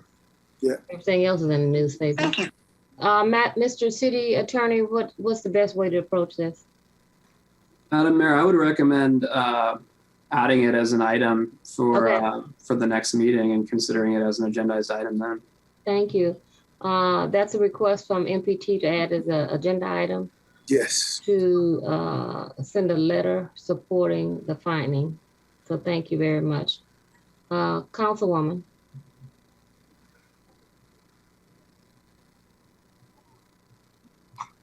Thank you. I didn't have anything to add, really. Finish your nap. Except Heroes Day. Of course. Well, Heroes Day. Everybody knows Heroes Days. Yes. So Saturday, yes, at Carson Community Center, we will be honoring frontline workers, and there'll be a boxing tournament, actually, a boxing exhibition. We'll have entertainment, singers and dancers, but again, mostly we will have frontline workers, not just police officers and fire, but nurses, doctors, grocery store workers. Yes. So everyone's invited in the community, and we will be honoring them for all their hard work during the pandemic. So that is something that we need to do every day, since we are still kind of in a post-pandemic. Yes. Yes. So thank you. Thank you. Thank you, everyone. Okay. It's too early. It's only 8. Don't say it. I'll think of something else. Yeah. So if there's no further discussion or comments, I'm going to say this meeting is adjourned. Okay. Good night, everyone. All right. Good night. Good night.